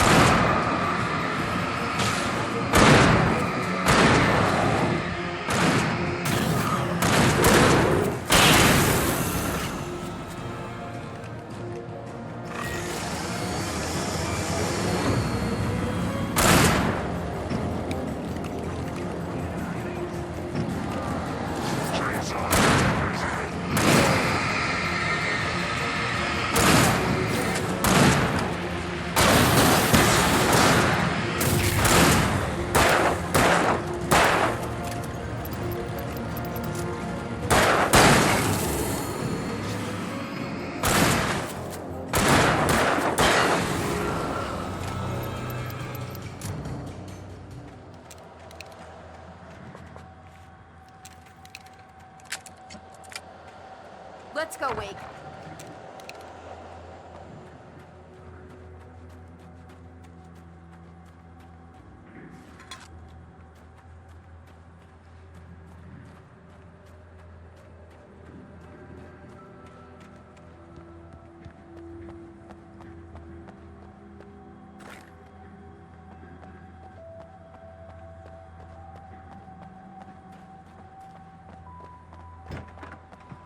Okay, someone's messed with the fuse box here, but you should be able to jury-rig it while I find the keys. I already got electrocuted once today. How about I look for the keys and you get burned for a change? The darkness that wore Barbara Jagger's face was furious. The story in the manuscript had been making it stronger all the time, but now the light had set the writer free and hurt it, weakened it. It was only a matter of days before the dark presence would be strong again. The keys aren't upstairs, Wake. I'm just gonna take a quick look.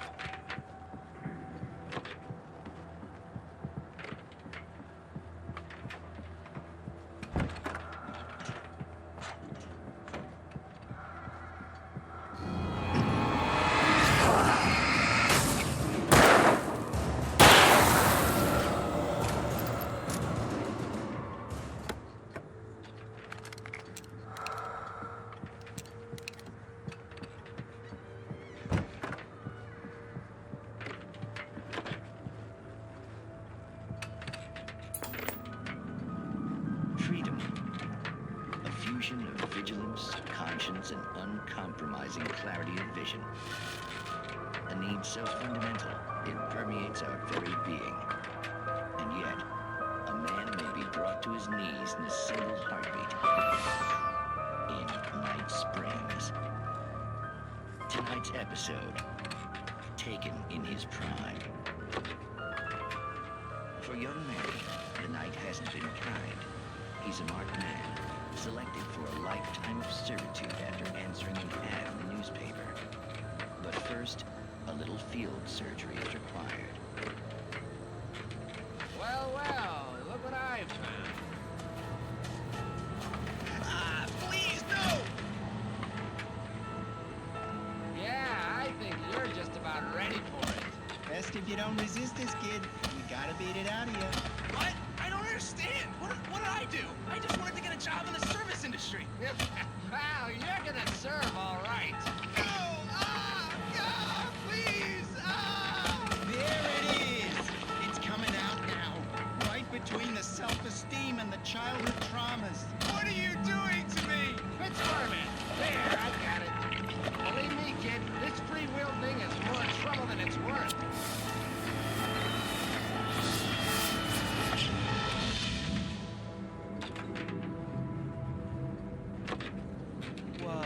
What was that? Oh, nothing for you to worry about, Manny. I don't know what I'm supposed to do. We'll tell you all about that. Don't you worry. Another vacant worker-ant, birthed in fury and violence for the pleasure and convenience of ruthless and malicious men. Stranger things can happen in Night Springs.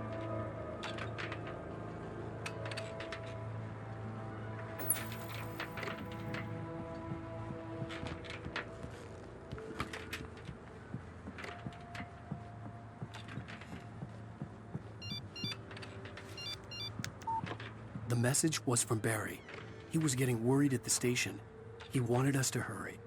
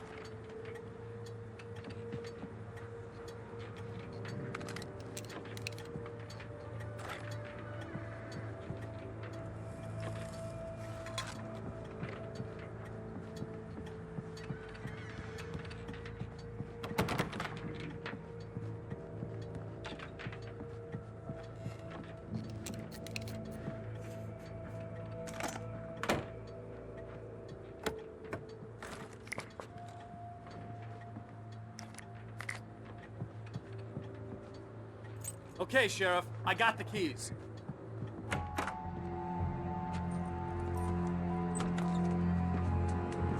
Barry? Why isn't he inside?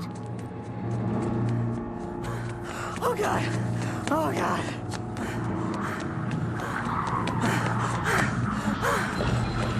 Barry! Look out!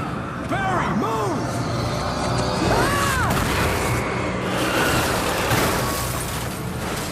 Barry! He made it inside, Wake. He's okay. The storefront's blocked. Come on, Wake. Let's go around. We can meet him in the back.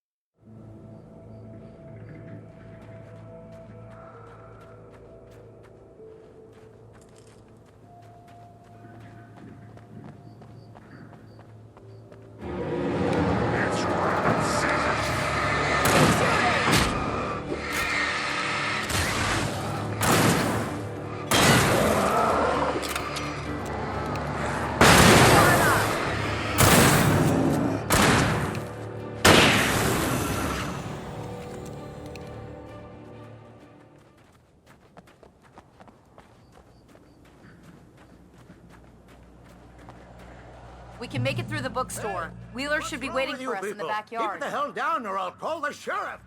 Oh, hi, Doc. I've got it. Don't worry about it. Sheriff, about time somebody showed up. All the shooting in the air is idiotic. One of these days they'll kill somebody. And over Deerfest. I know. Go back to bed. He's got a point, Wake. Look, this town can't take this. It's me they want. The sooner I get out of here, the sooner you can all get back to life as usual. I hope you're right. Come on, let me get this door open. Wait, you got the keys to the bookstore? Perks of being the sheriff. A girl needs to get around.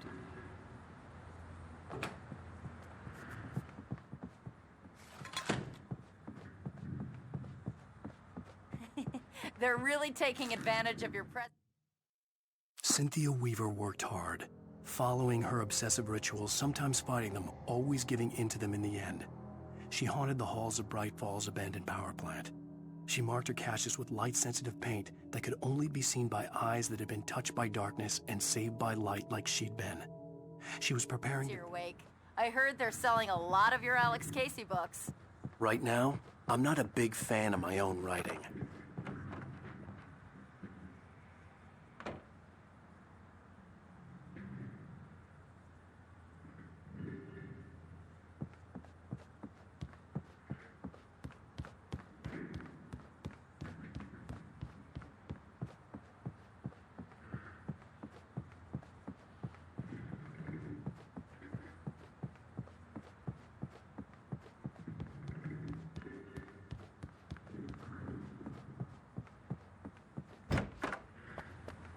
I don't see Barry. Look! Wake! Maybe that's him. That's the way to the chopper.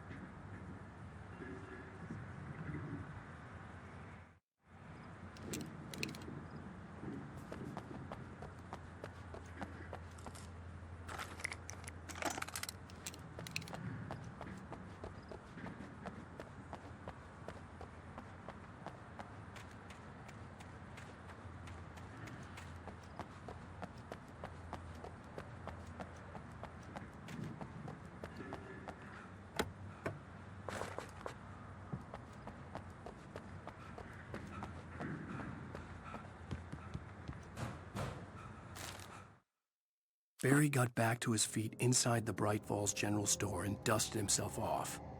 Right next to the cans of baked beans was a locked case filled with flare guns, and yet here was a conveniently placed barrel of with a clap.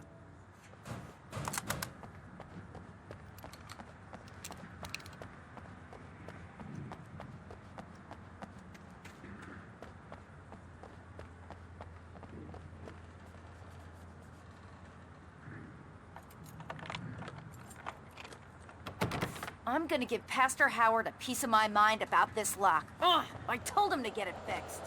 Here they come. Let's take a break.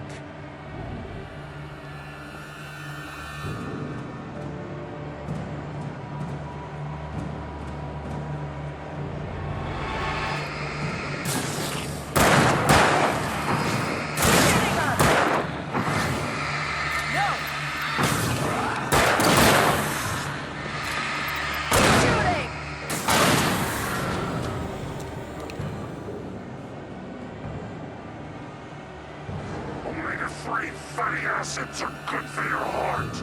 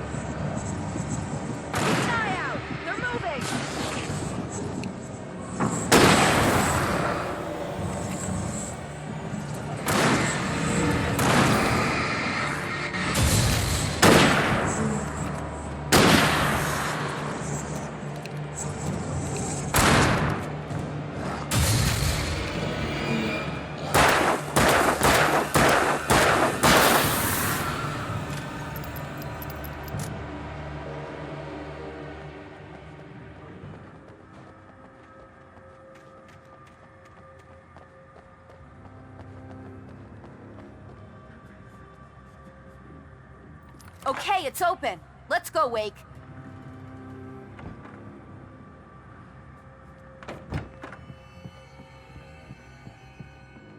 Wow. We keep them lit all night long on the night before Deerfest. Why? Well, it's tradition.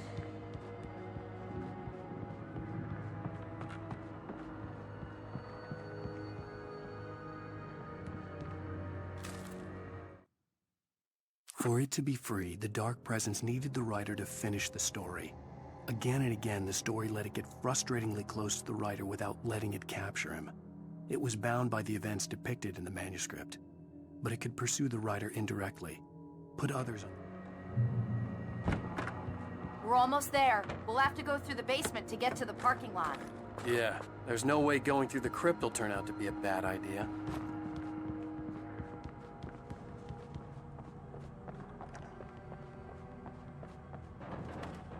You have the right to answer.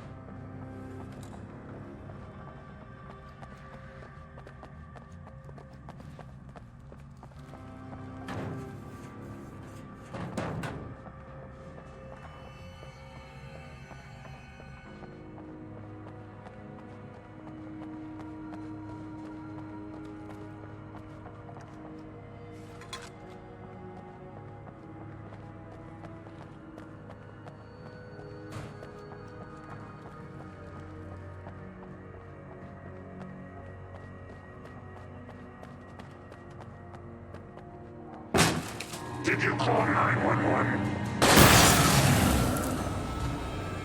Guess that one saw the light, huh? You didn't like that one?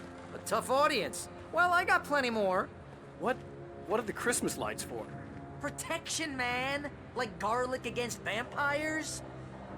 Vampires. The helicopter's just across the parking lot and up the hill. Come on.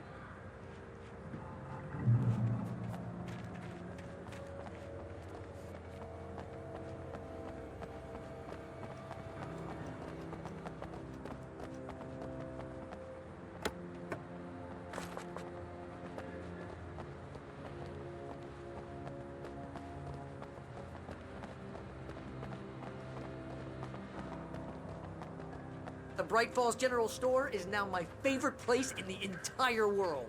See this headlamp? It's like a superpower. I can just look at one of those things and they die. It's my flaming eye of Mordor. I wish I didn't say that. Yeah. Hey, I want a headlamp. Alice had screamed until she had no voice left to scream. Around her, the darkness was alive. It was cold and wet and malevolent and without end. She was a prisoner, trapped in the dark place. The terror would have burned her mind out, but one thing made her hang. Last one. Bastard.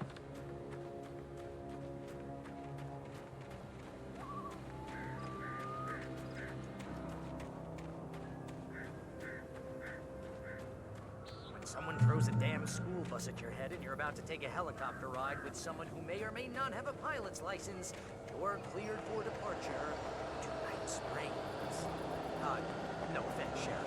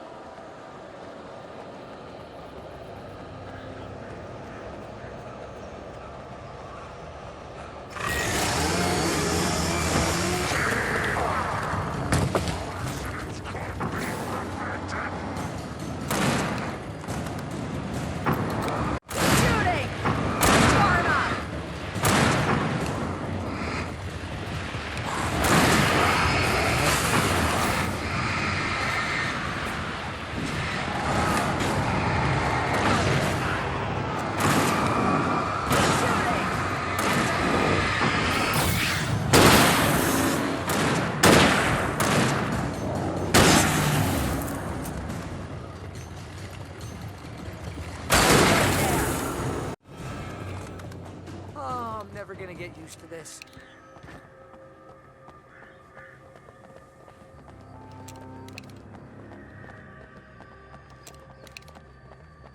The helicopter's just up ahead. I'll need a while to prep for takeoff. Don't take too long. I want to get out of here.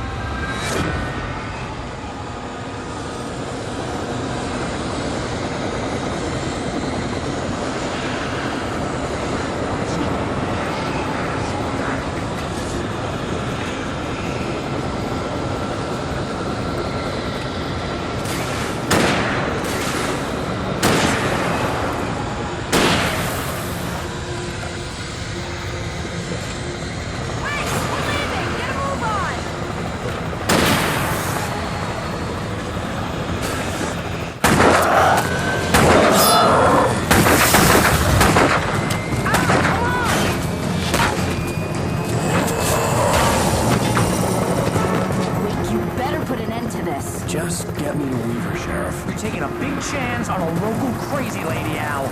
I hope you're right about her, or we can kiss this town goodbye.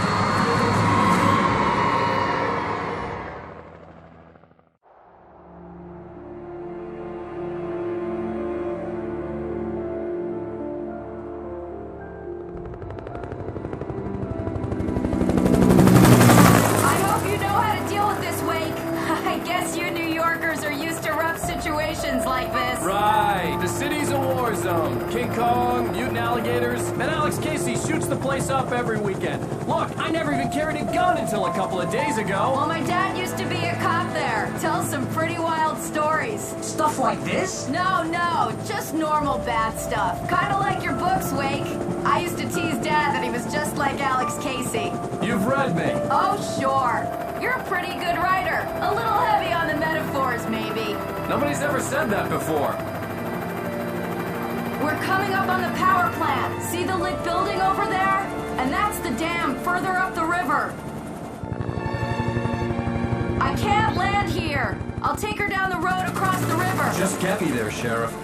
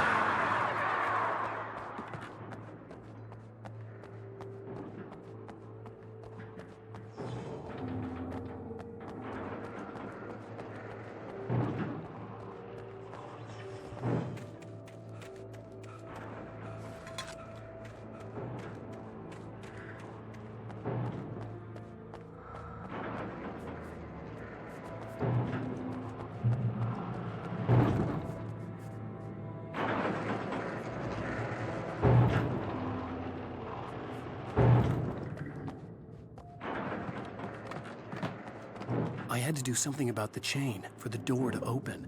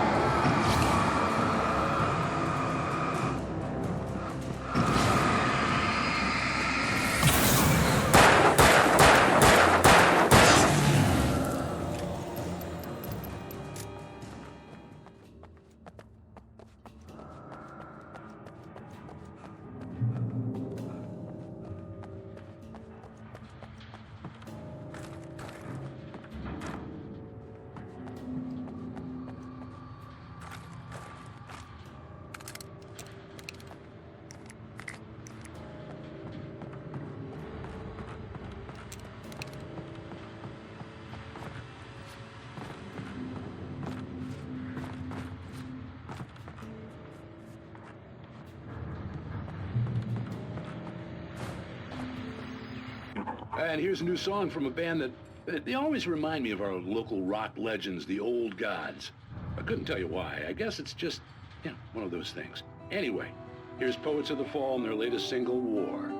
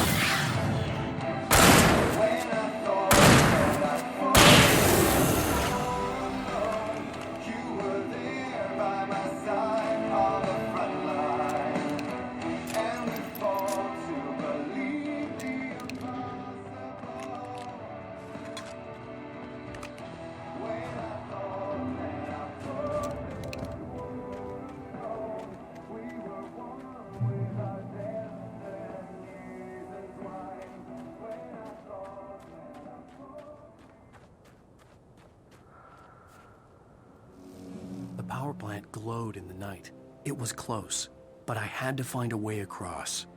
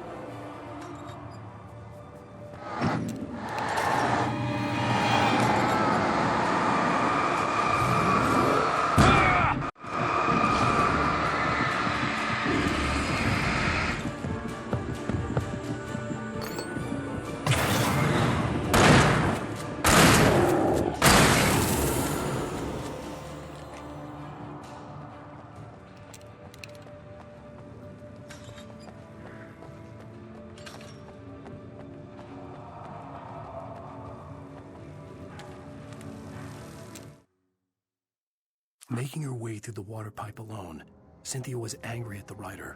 Foolish young man, taking unnecessary risks. And the way he broke the rules. Didn't he understand what was at stake? Since the terrible days in the 70s, she hadn't wavered once, as hard as it had been.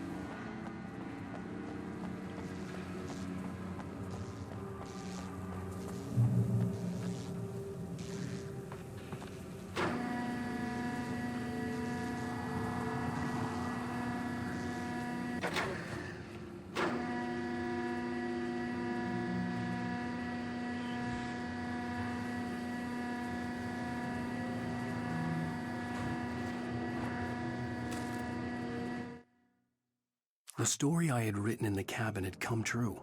Touched by the dark presence, I had written a horror story, but the end was still missing. The story was incomplete, and the last unfinished page of the manuscript still sat in the typewriter in the cabin study. If I could get...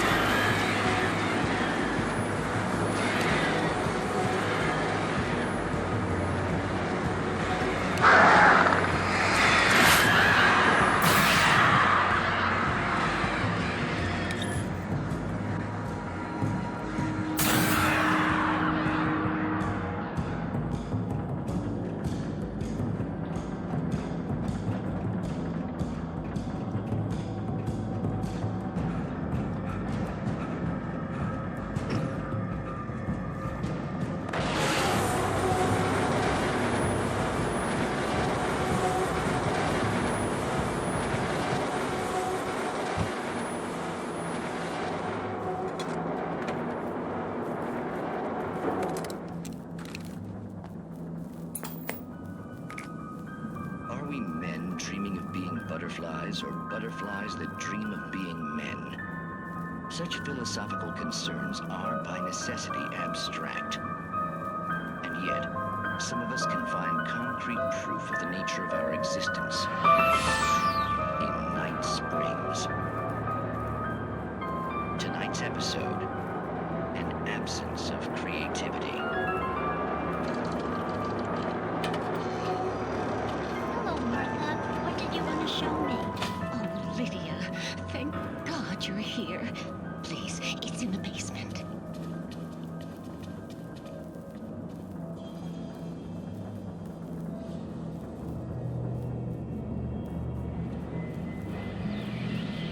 Oh, Martha. Oh, that's amazing. Isn't it just? I found it here this morning. It's like it isn't there, but oh, I can't look straight at it. Yes. I'm sorry. How did you get here? Well, I'm trying to work. Did you put this thing here? In a way. To be more precise, I put everything here but that. Really? But what is it? Oh, I guess the temptation is to call it a hole, but it's really an absence, a profound lack of reality. In Martha's basement? Yes, I was doing so well, too. I came up with 2 old ladies and put something really weird in the basement. It was a great start. I'm completely blocked now. I can't imagine what I was up to. Well, surely it's just an ordinary basement. Is it? Why did you call your friend here, then? Well, I don't know. Oh, well. Couldn't you just ignore it?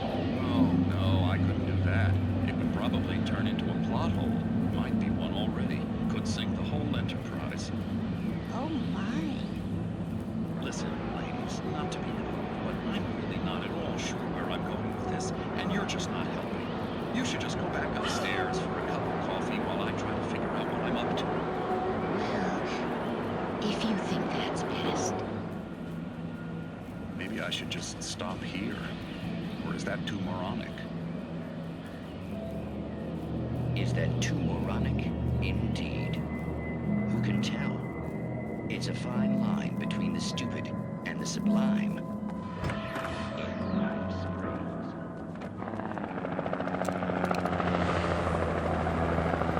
We managed to lose the flock. You're almost at the power plant. Keep going. We'll give you support.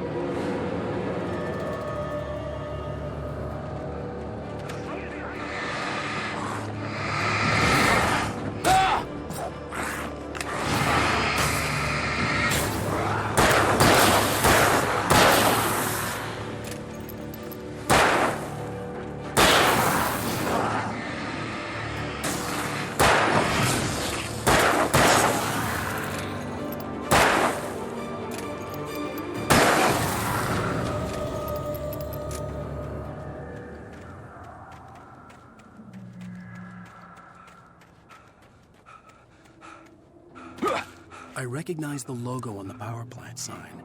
I'd seen a version of it painted all over the area, signifying hidden caches of supplies.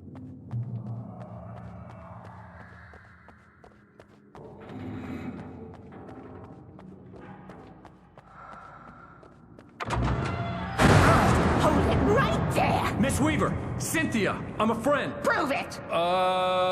You knew Zane! Thomas Zane! You're the Lady of the Light in the song! You can help me! About time! Young man, I've been waiting a very long time for you. It's in the well-lit room. Excuse me? What you'll need to drive the darkness back. The well-lit room is at the dam. I built the room to keep it safe. Will it help me find Alice? Will it get me back to the cabin? Fine, let's go. I can get my friends to come back with the helicopter. Oh, we won't go outside. Never at night. That's rule number 1. You've been breaking the rules, young man, and where has that gotten us, No, I have a secret route, a lit route, an old water pipe. Something was damaged at the transformer yard. Rain and all the reserve power. Without it, the pipe will go dark. The power to the yard must be cut. Let me guess. You want me to do it? Young man, you're the one who likes to break the rules. I can't be outside in the dark. The kill switch is outside. I have been preparing for these times, the dark tides. I found my caches, haven't you? You can see the signs. Very few people can. Yes, please, take what you need. This is all for you, for the likes of us. We do Tom's work, don't we? Hurry! The switch is on the wall facing the shore.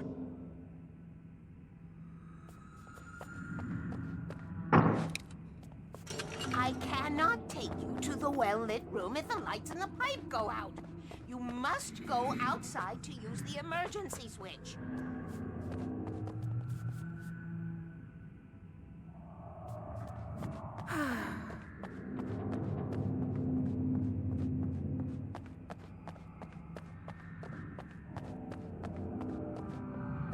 Dark.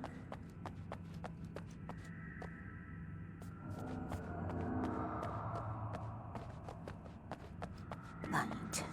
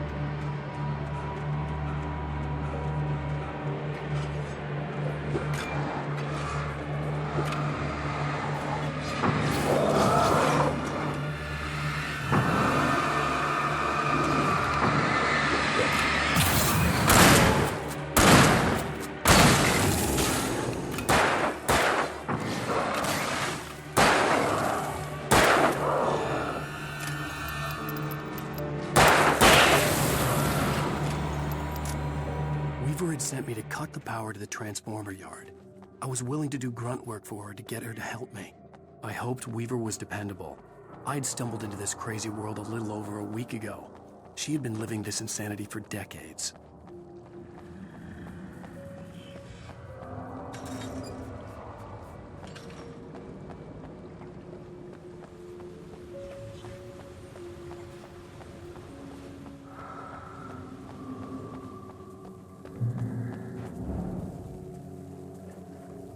I could see the kill switch that would cut the power to the transformer yard.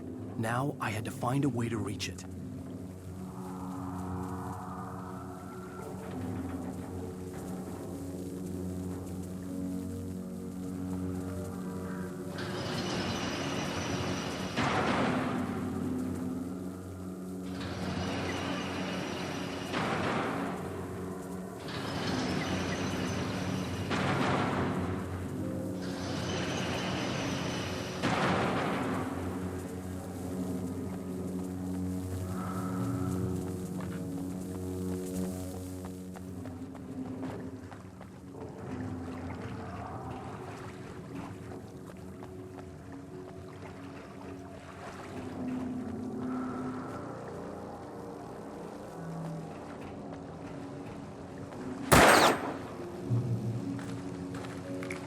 designs these things?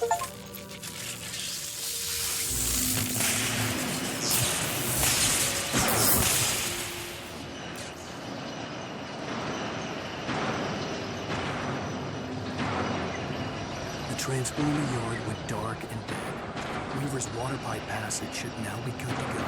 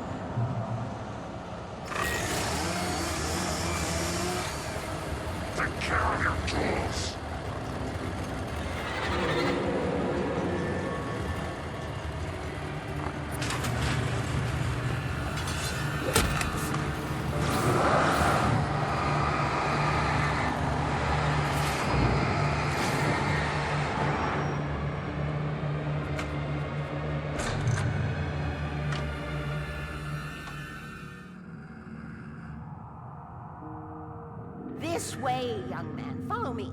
Come, come. The pipe's empty now. We're ready to go. This way. We need to go.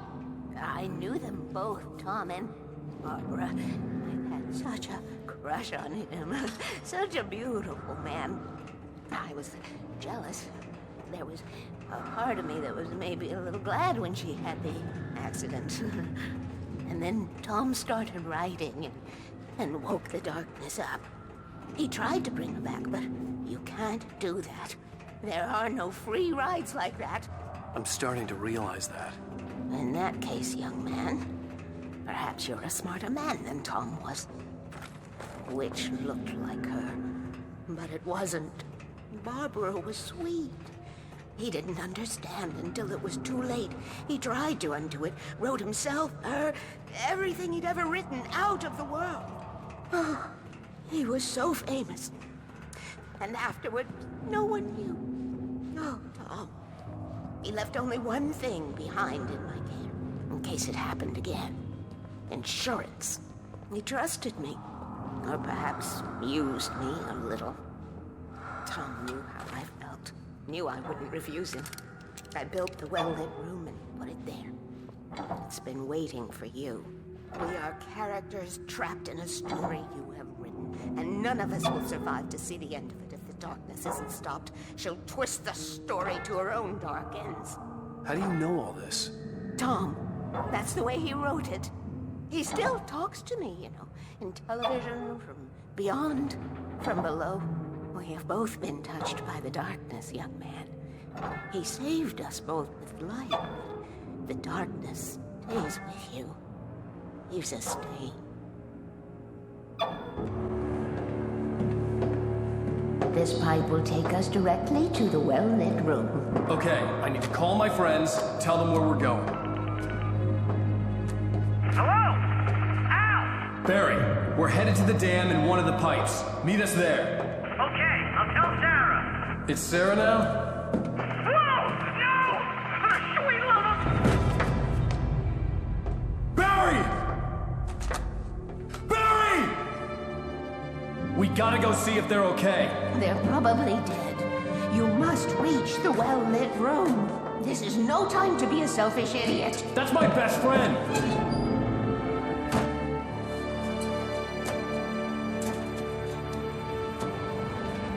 Well, be a fool.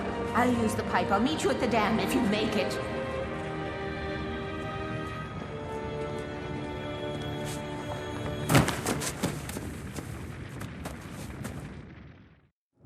least I didn't have to worry about her. She knew how to stay safe.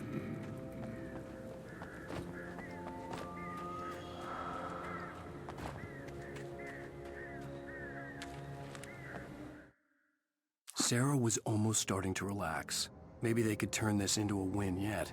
Suddenly, there was a piercing sound, like a table saw gone wild, as 100 birds made out of shadows swarmed into the rotor. The chopper bucked wildly and the board lit up.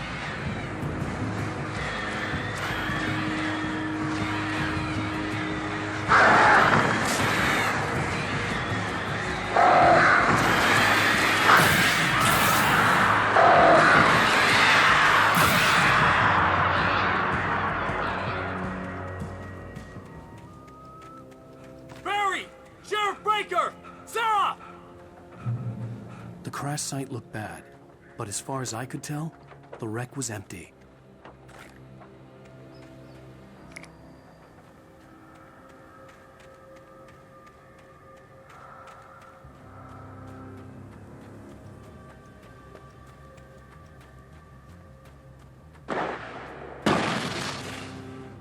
Barry! Barry! Right there. He's hitting us. Oh, he's shooting. Over here. Hang in there, I'm coming! Back, you freaks. No. Ah, damn it.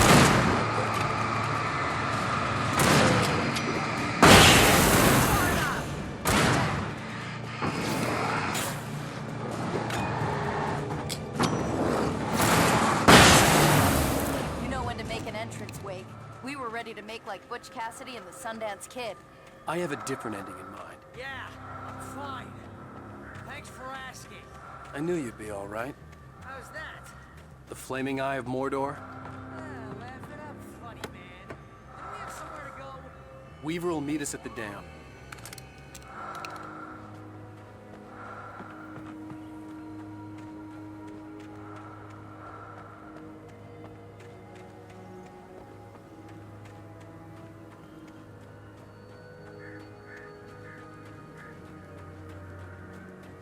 When you spend most of your night running uphill while the crazy bunch of demon hicks try to take your head off with an axe, you know your helicopter crash landed in Night Springs. You see those lights? That's the elevator we need to take. Try not to get us killed.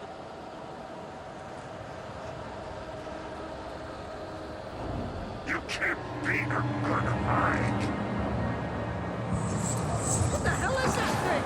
It's everywhere! Oh crap, there's more than one of them! Nothing moves like that. It's impossible. Help! Do something! He's too fast. I can't get a shot. There! No, there! Al, they're all over the place! How many of them are there? We're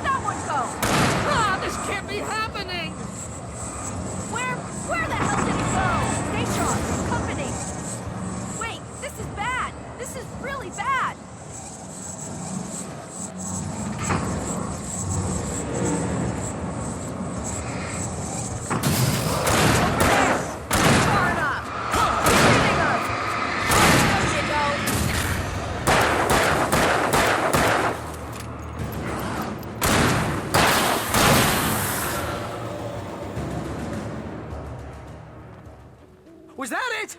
Are we safe? That was... wow. I think we're Jeez, okay. I hate this. Hey, Al, I got a bad feeling. Let's keep our eyes open. Wake, call the elevator. I'm keeping watch. I think I hear something moving around.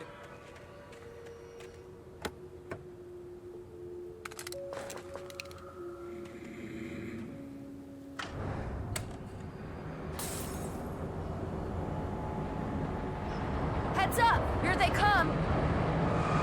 Oh no! Oh no! They're coming! We have to hold them off!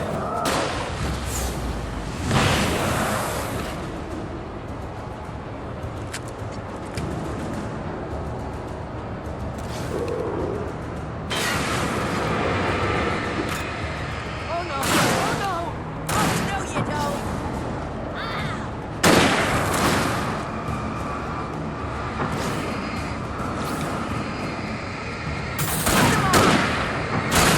We're the slowest elevator in the world!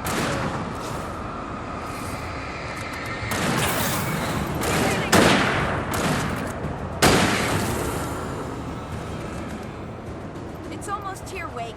Just hold on.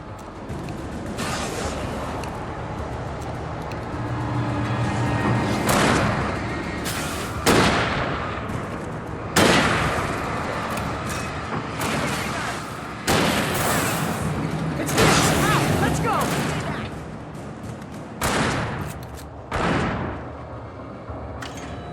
Right there.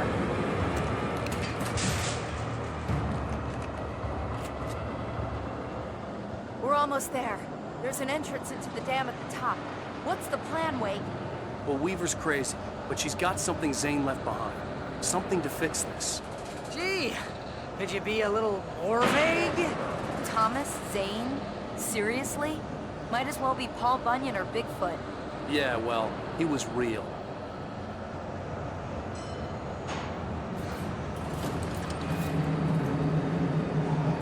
Let's be careful, okay?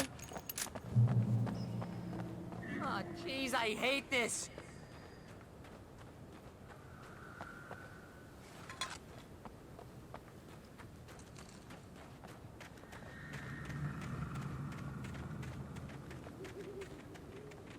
Okay, Wake. There's a button over there that opens the door.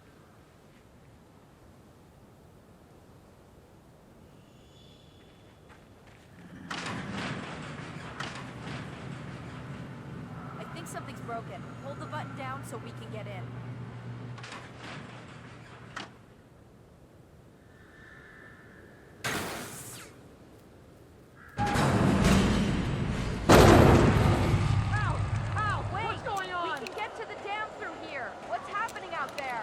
You guys go ahead and find Weaver.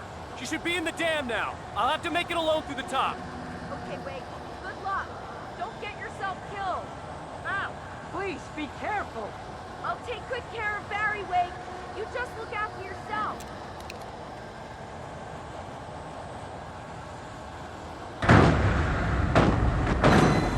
You gotta be kidding me.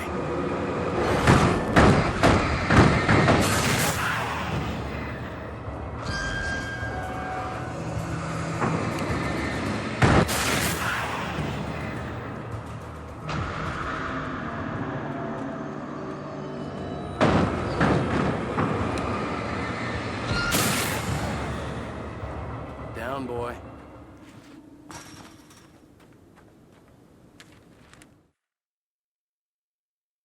Thomas Zane knew he had to remove all that had made this horror possible, including himself. That was the only way to banish the dark presence he had unleashed and now looked at him through the eyes of his dead love. But he also knew that despite his best efforts, it might someday return. So even as he wrote himself...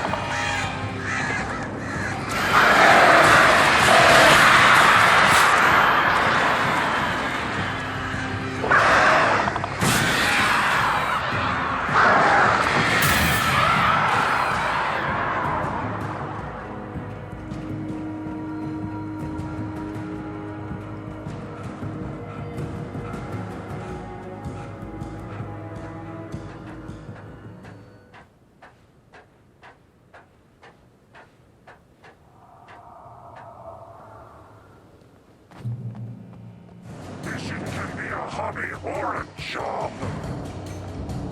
I was ridiculously outnumbered. The searchlight could have evened the odds.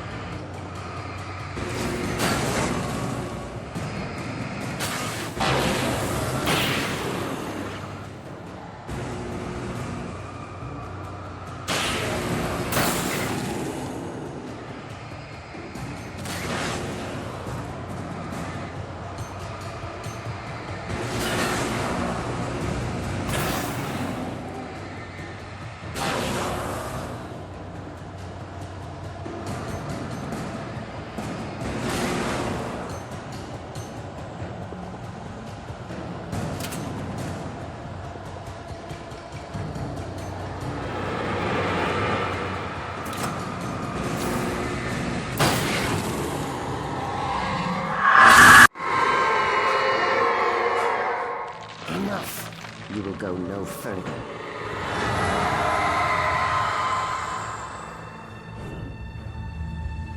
Stop now.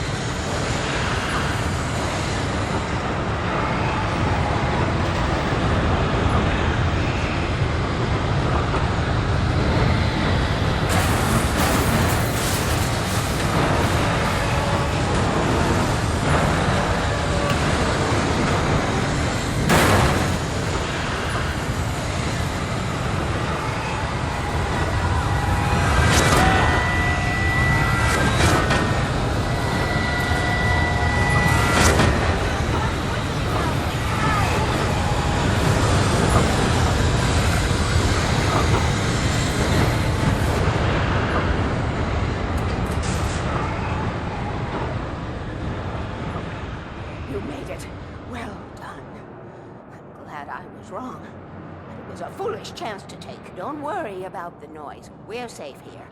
I have looked after the well-lit room for many, many years now. There is no shadow in the well-lit room. The power is fail-safe, and all the bulbs are numbered and changed regularly based on their make and model. Right.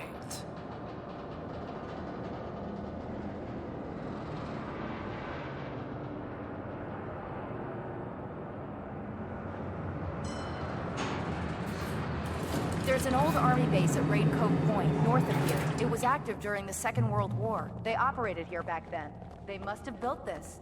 Yes, they did. It's my place now.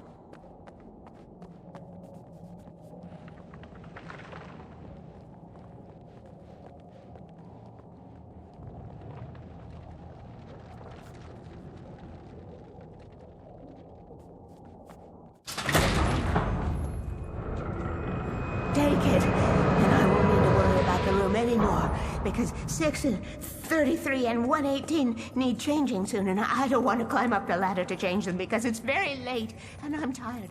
And if you take it, I won't have to do that anymore. The page was autobiographical, a memory from my childhood. But I didn't write this. It was a page written by Thomas Zane. None of them were supposed to exist anymore. Alan, 7 years old, would fight sleep to the bitter end. When he did sleep, he soon woke up, screaming, the nightmares fresh in his mind.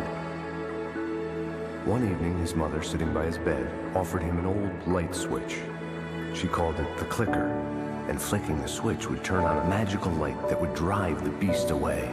To imbue the talisman with all possible power, she added that it had been given to her by Alan's father. Alan never knew him, and anything of his took on mythical proportions in his mind. With the clicker firmly in his hand, Alan finally slept like a baby. Now, almost 30 years later, Alan thought of this as he stood on the rim of Cauldron Lake, the clicker in his hand. He took a deep breath and jumped. My mind swirled. I'd given the clicker to Alice, yet it was here. Zane had written it into existence in a story I had written. I can get to her now. I can finish this.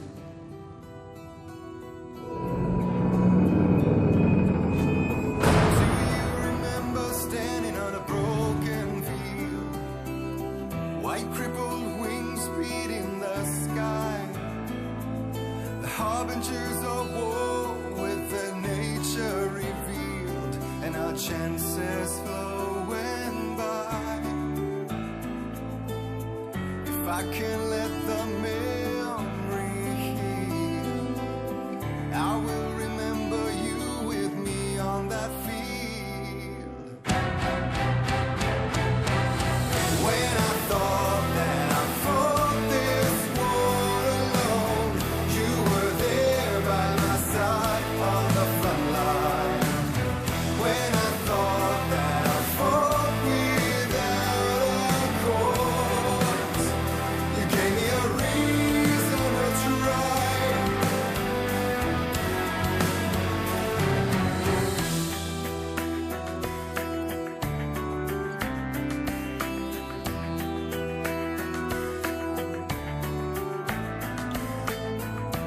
Turn the page, I need to see something new.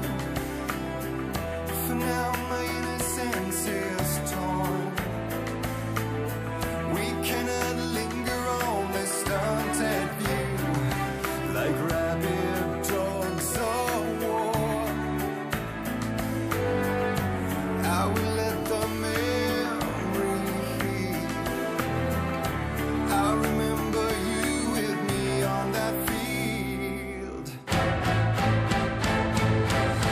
When I thought that I fought this war alone, you were there by my side on the front line. And we fought to believe the impossible. When I thought that I fought this war alone, we were one with our destinies entwined. When I thought that I fought without a cause, you gave me the reason why.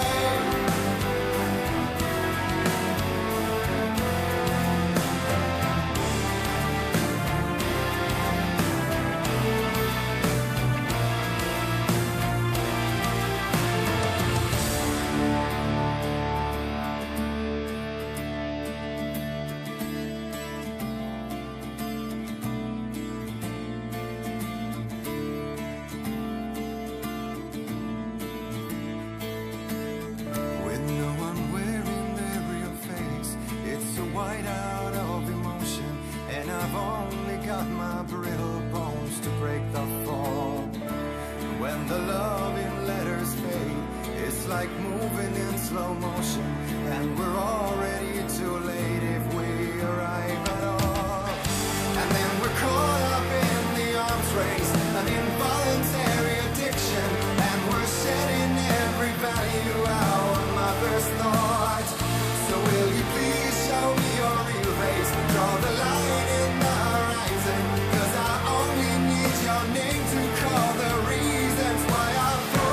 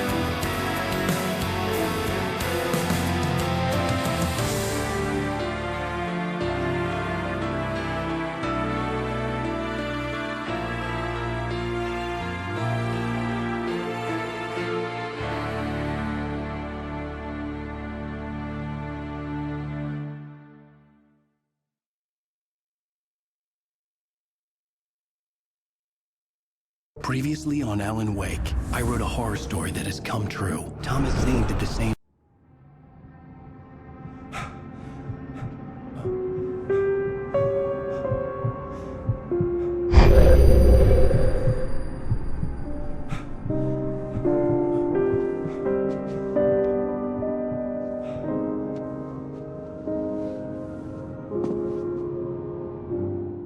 I had a hangover. My head was about to explode and the light hurt my eyes. I needed my sunglasses and painkillers to dull the pain. In one of my finer moments of self-deception, I swore to quit drinking.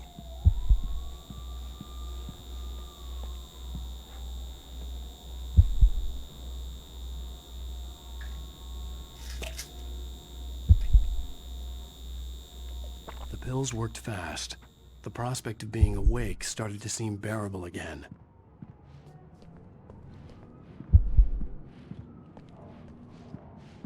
The lights were like needles in my eyes. I needed my sunglasses.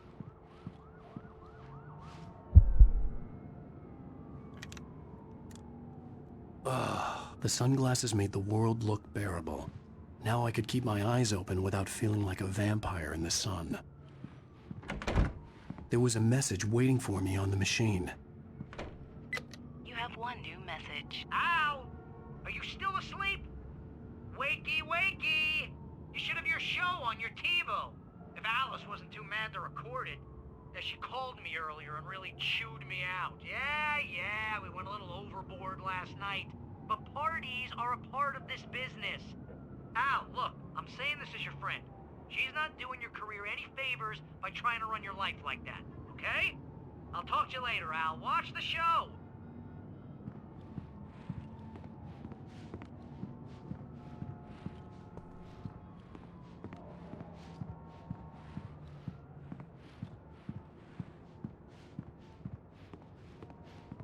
I'd been a guest on the talk show the previous night, talking about my latest book. The show was supposed to be waiting for me on our TiVo.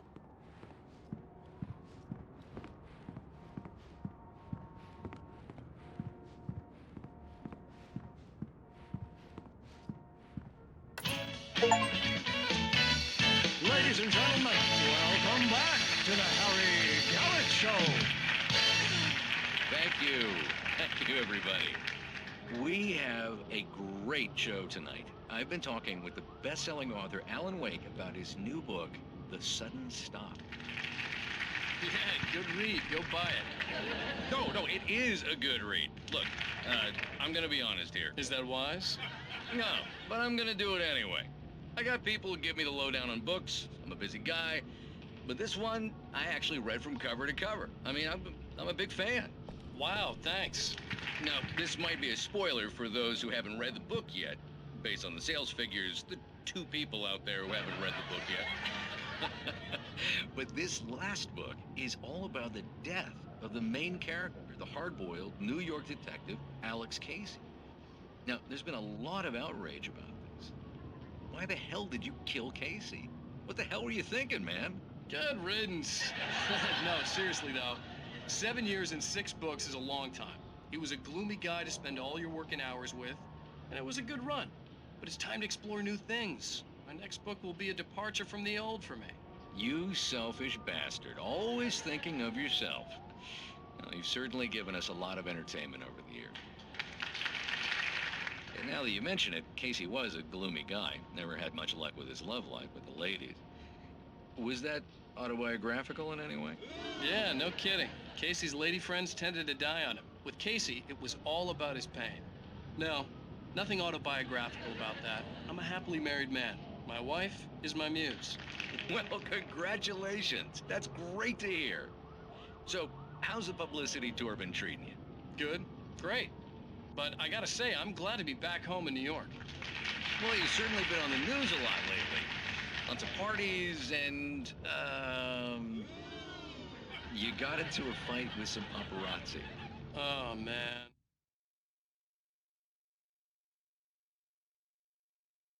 Well, that guy was really in my face. I lost my temper. I know that wasn't cool. You are famous for that temper. Well, I did also write several books. Well, your latest novel is called The Sudden Stop, and it's in bookstores now. Go get it. That means the two of you out there who haven't bought it yet. Ladies and gentlemen, that's all we have for you tonight. I want to thank all our guests for the evening. Alan Wake, Sam Lake. Once more, do the face for his Sam. There it is. And our musical guests, Poets of the Fall. Thank you, and good night. At least I'd been funny. I told myself I could live with that. Hey, honey. Did you watch the show? I didn't say anything stupid if that's what you want to know. Okay, Grumpy. You want an aspirin or something? Are you going to start with me about drinking now? You know what? Go back to sleep, Alan.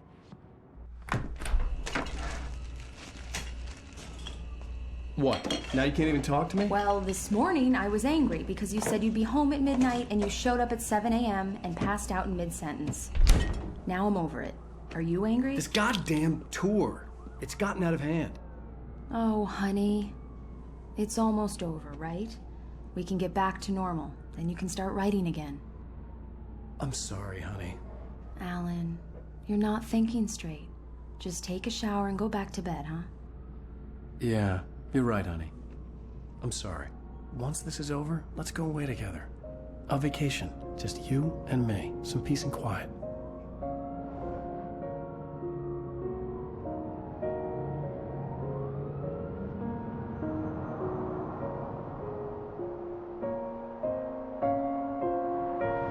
Somehow, the clicker was the key to the cabin. I had to return to Cauldron Lake to save Alice.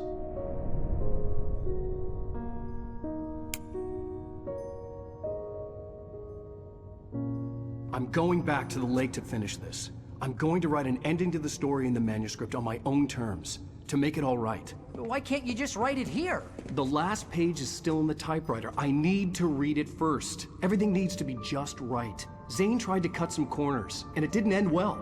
Okay, ready when you are. I'm sorry, Sarah, but I need to do this alone. Barry, take her gun. Miss Weaver, close the door when I leave.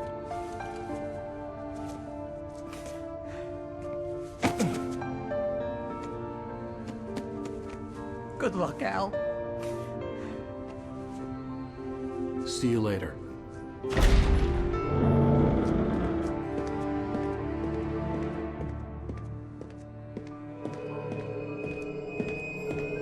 When I got out, it was warm and sunny. I'd flicked the switch of the clicker. Had it done this? I didn't stop to question it. I had to take advantage of the sunlight to get to the lake. On Zane's page, I'd stood on the rim of Cauldron Lake, about to use the clicker. That's where I was headed.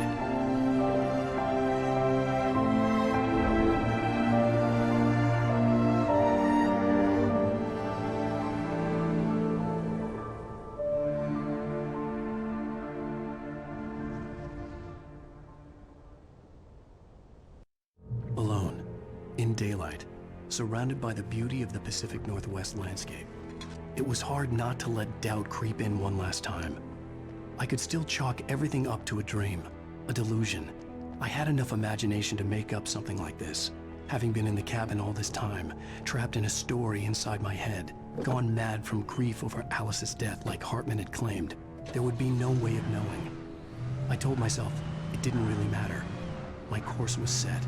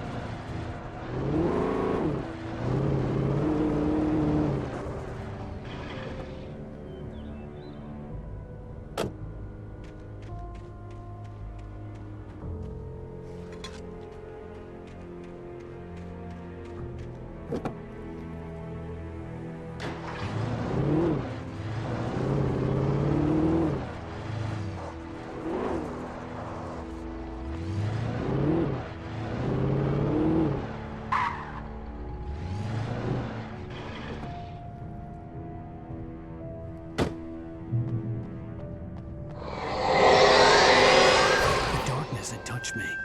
There was a link between us, always would be. I could feel its presence again, getting closer.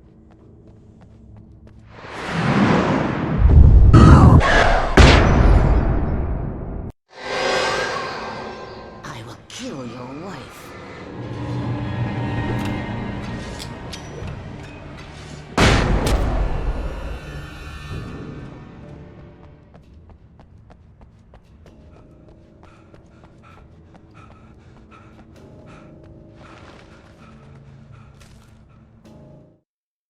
The dark presence was no longer trying to capture the writer so he could create the ending it wanted. The writer knew too much. He was too strong. And he carried a weapon left behind by Thomas Zane, something that could hurt it. Now, the darkness was too...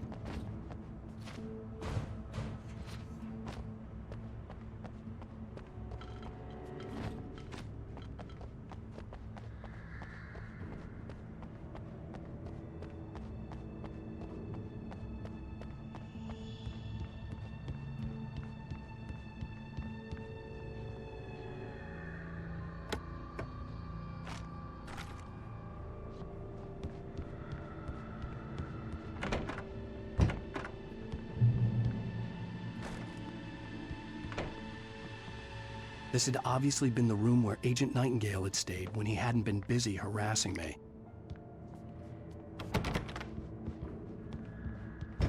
Look after yourself and your co-workers. Could have fooled me, pal.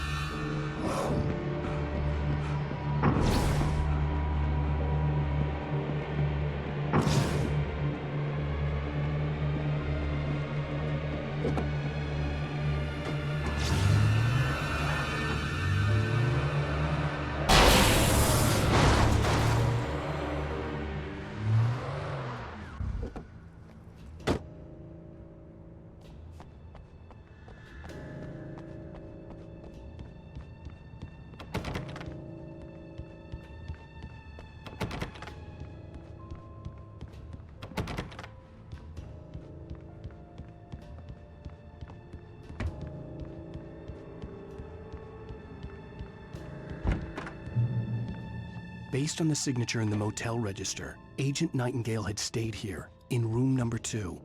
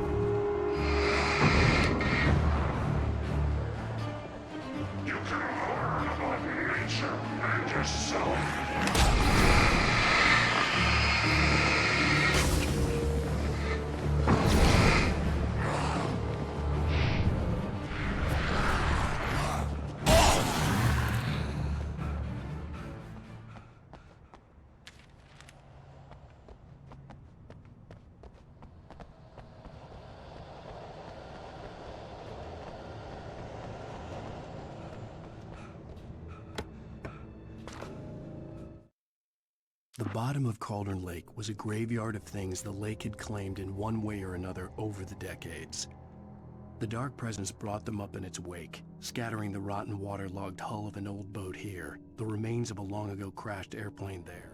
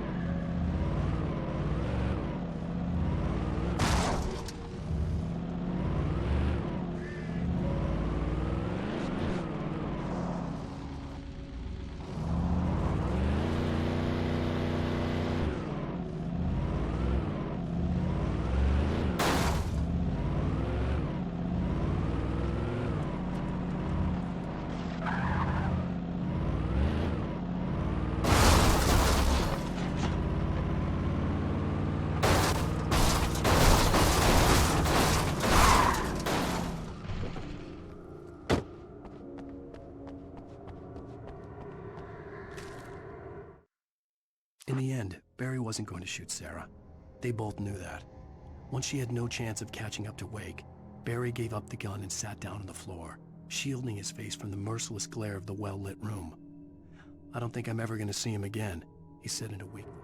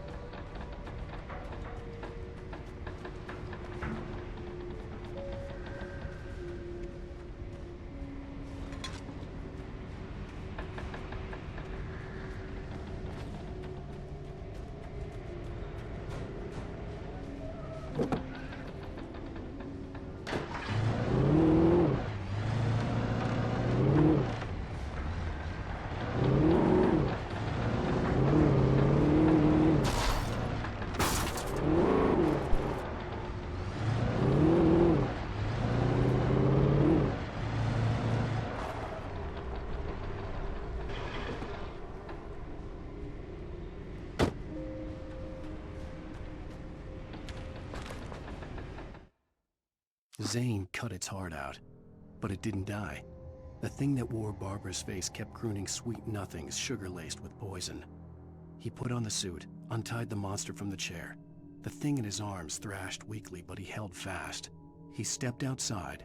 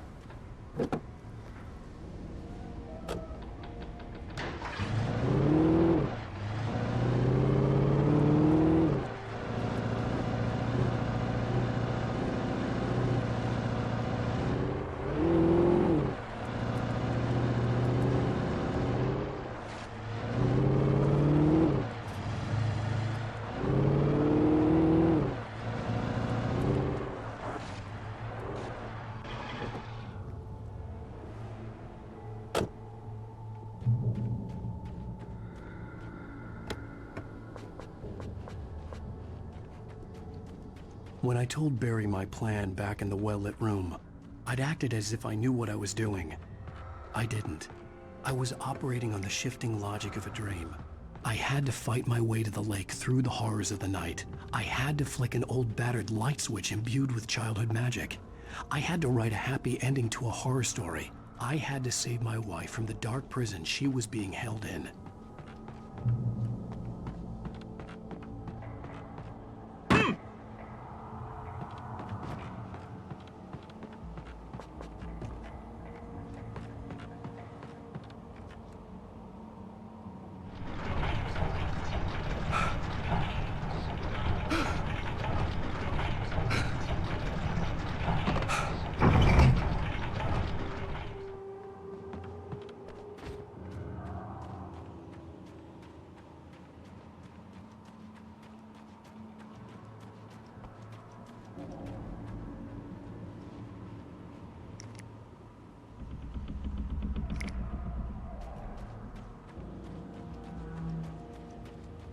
I will never give her to you.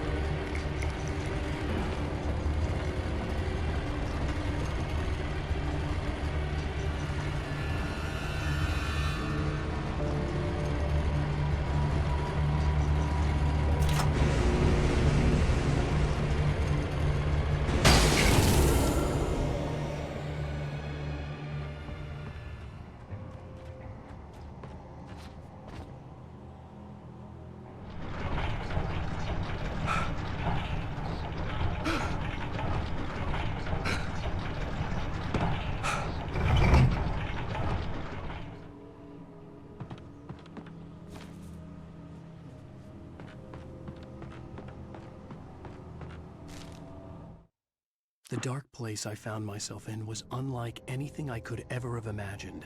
It wasn't solid. It flowed. It was conceptual and subjective. For someone else, an artist in another field, it would have been very different.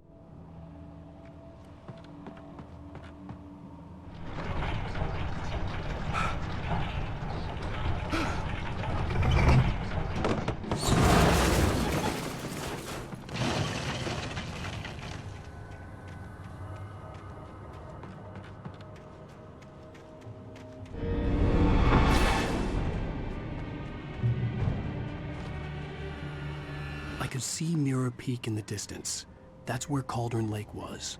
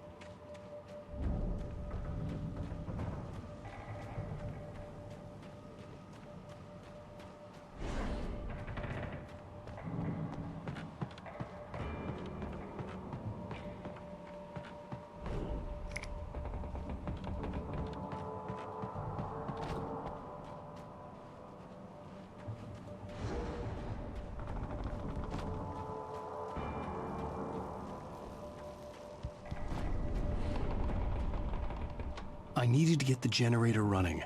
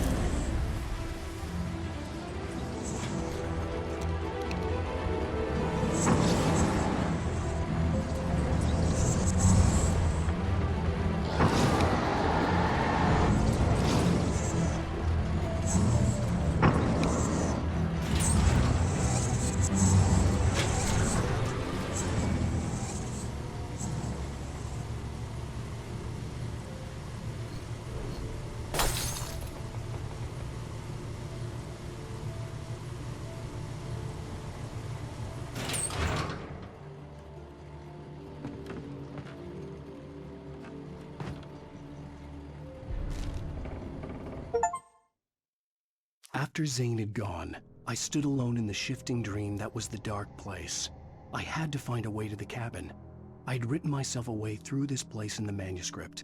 I followed the idea of a path. I'd written myself across the ocean that blocked my way, and with that, there was a bridge to the island beyond. The idea of...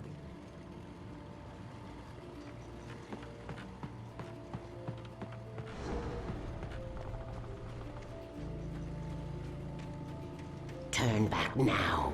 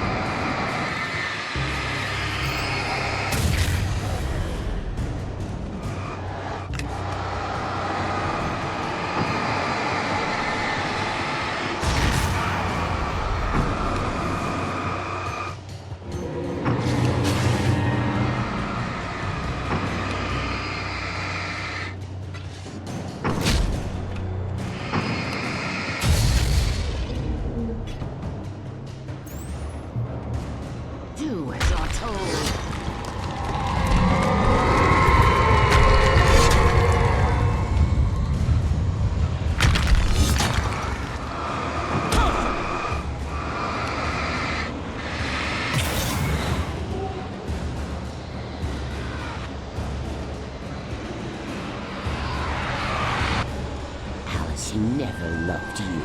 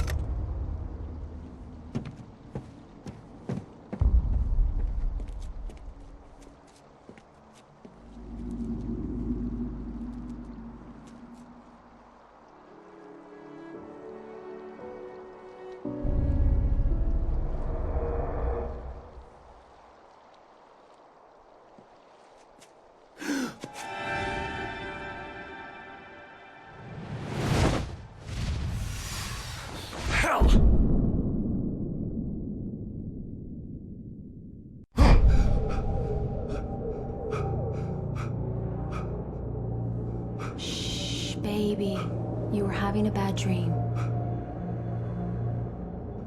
It was just another nightmare. No. Everything's fine. You're home. It wasn't a dream. Everything's fine. Turn the lights on. Turn the lights on! Shh, baby. The power's out. There's no light. Come back to bed and I'll make you forget all about your fear of the dark. My fear? It's your fear. Why aren't you afraid? You're not Alice. Turn the lights on now. Where's the clicker? What did you do with it? Alan, honey, you're still 1 foot in a dream. You're not making any sense. Come back to bed. Alan, you're scaring me now. Come back to bed. Have you taken your pills? Do you want me to call Dr. Hartman? I read your manuscript. It's brilliant. Departure is your best work yet. You're a genius. I'm so proud of you. Come back to bed. We'll talk more about it in the morning. Come back to bed, Alan. Come back to bed, Tom.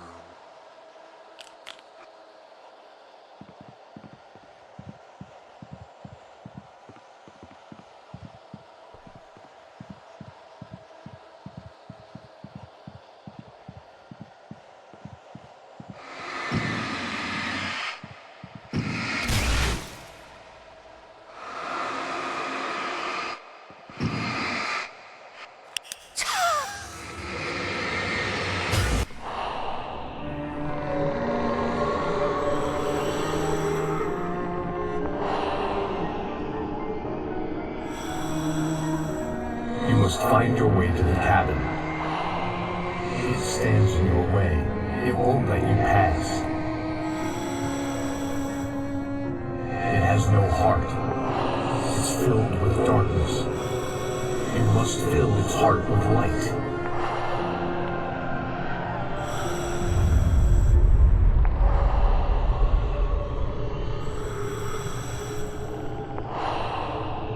Don't mind him. He's Mr. Scott. Your friends will meet him when you're gone.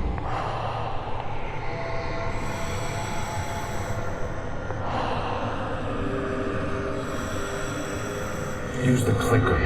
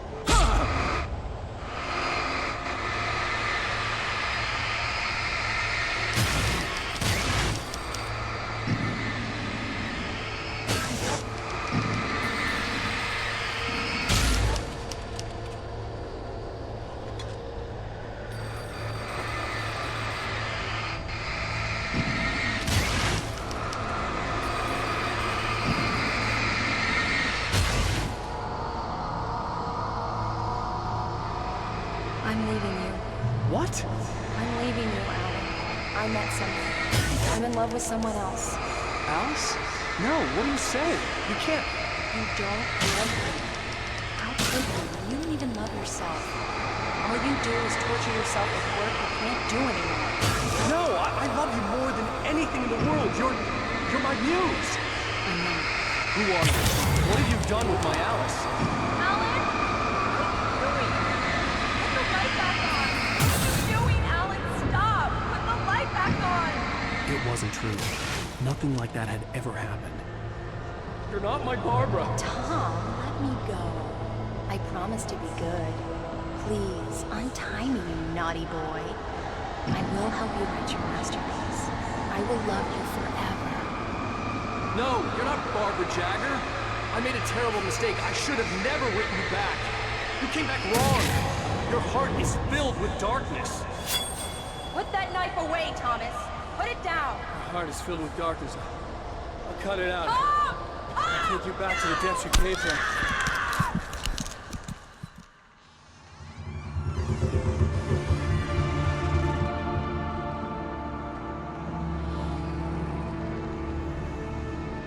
Now you will never get her back.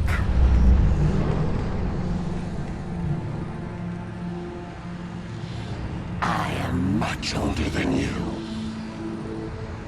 Older than your first work of art. I will find a new face to wear. Someone else to dream me free.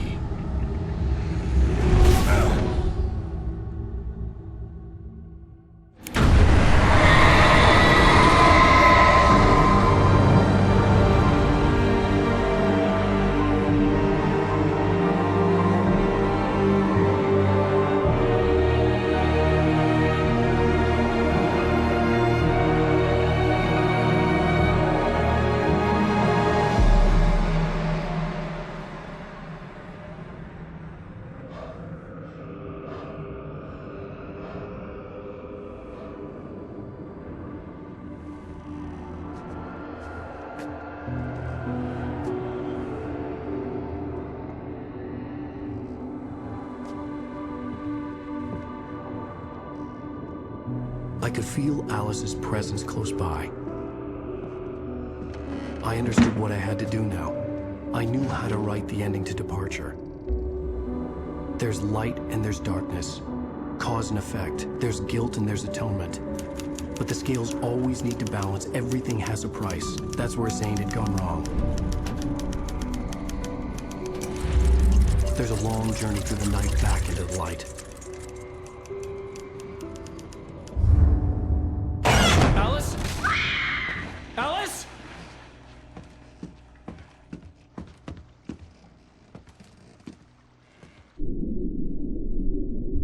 Oh no!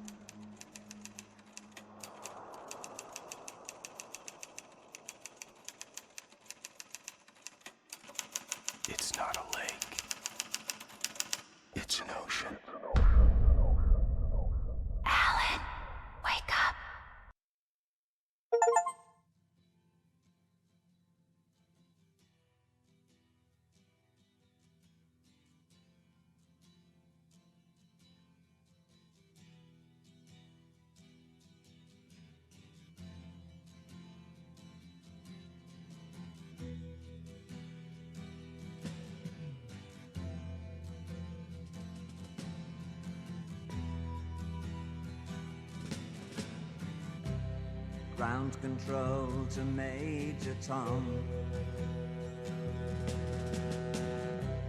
Ground control to Major Tom. Take your protein pills and put your helmet on. 10. Ground control 9, to Major Tom. 8, 7, 6. Commencing 5, countdown, engines on. 3, 2. Check ignition 1, and may God's love be off with you.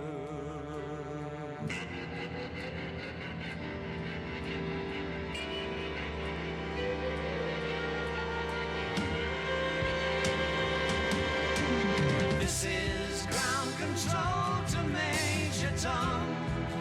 You've really made the grade, and the papers want to know whose shirts you wear. Now it's time to leave the capsule if you dare. This is Major Tom to ground control. I'm stepping through the door, and I'm floating in a most peculiar way, and the stars look very different today.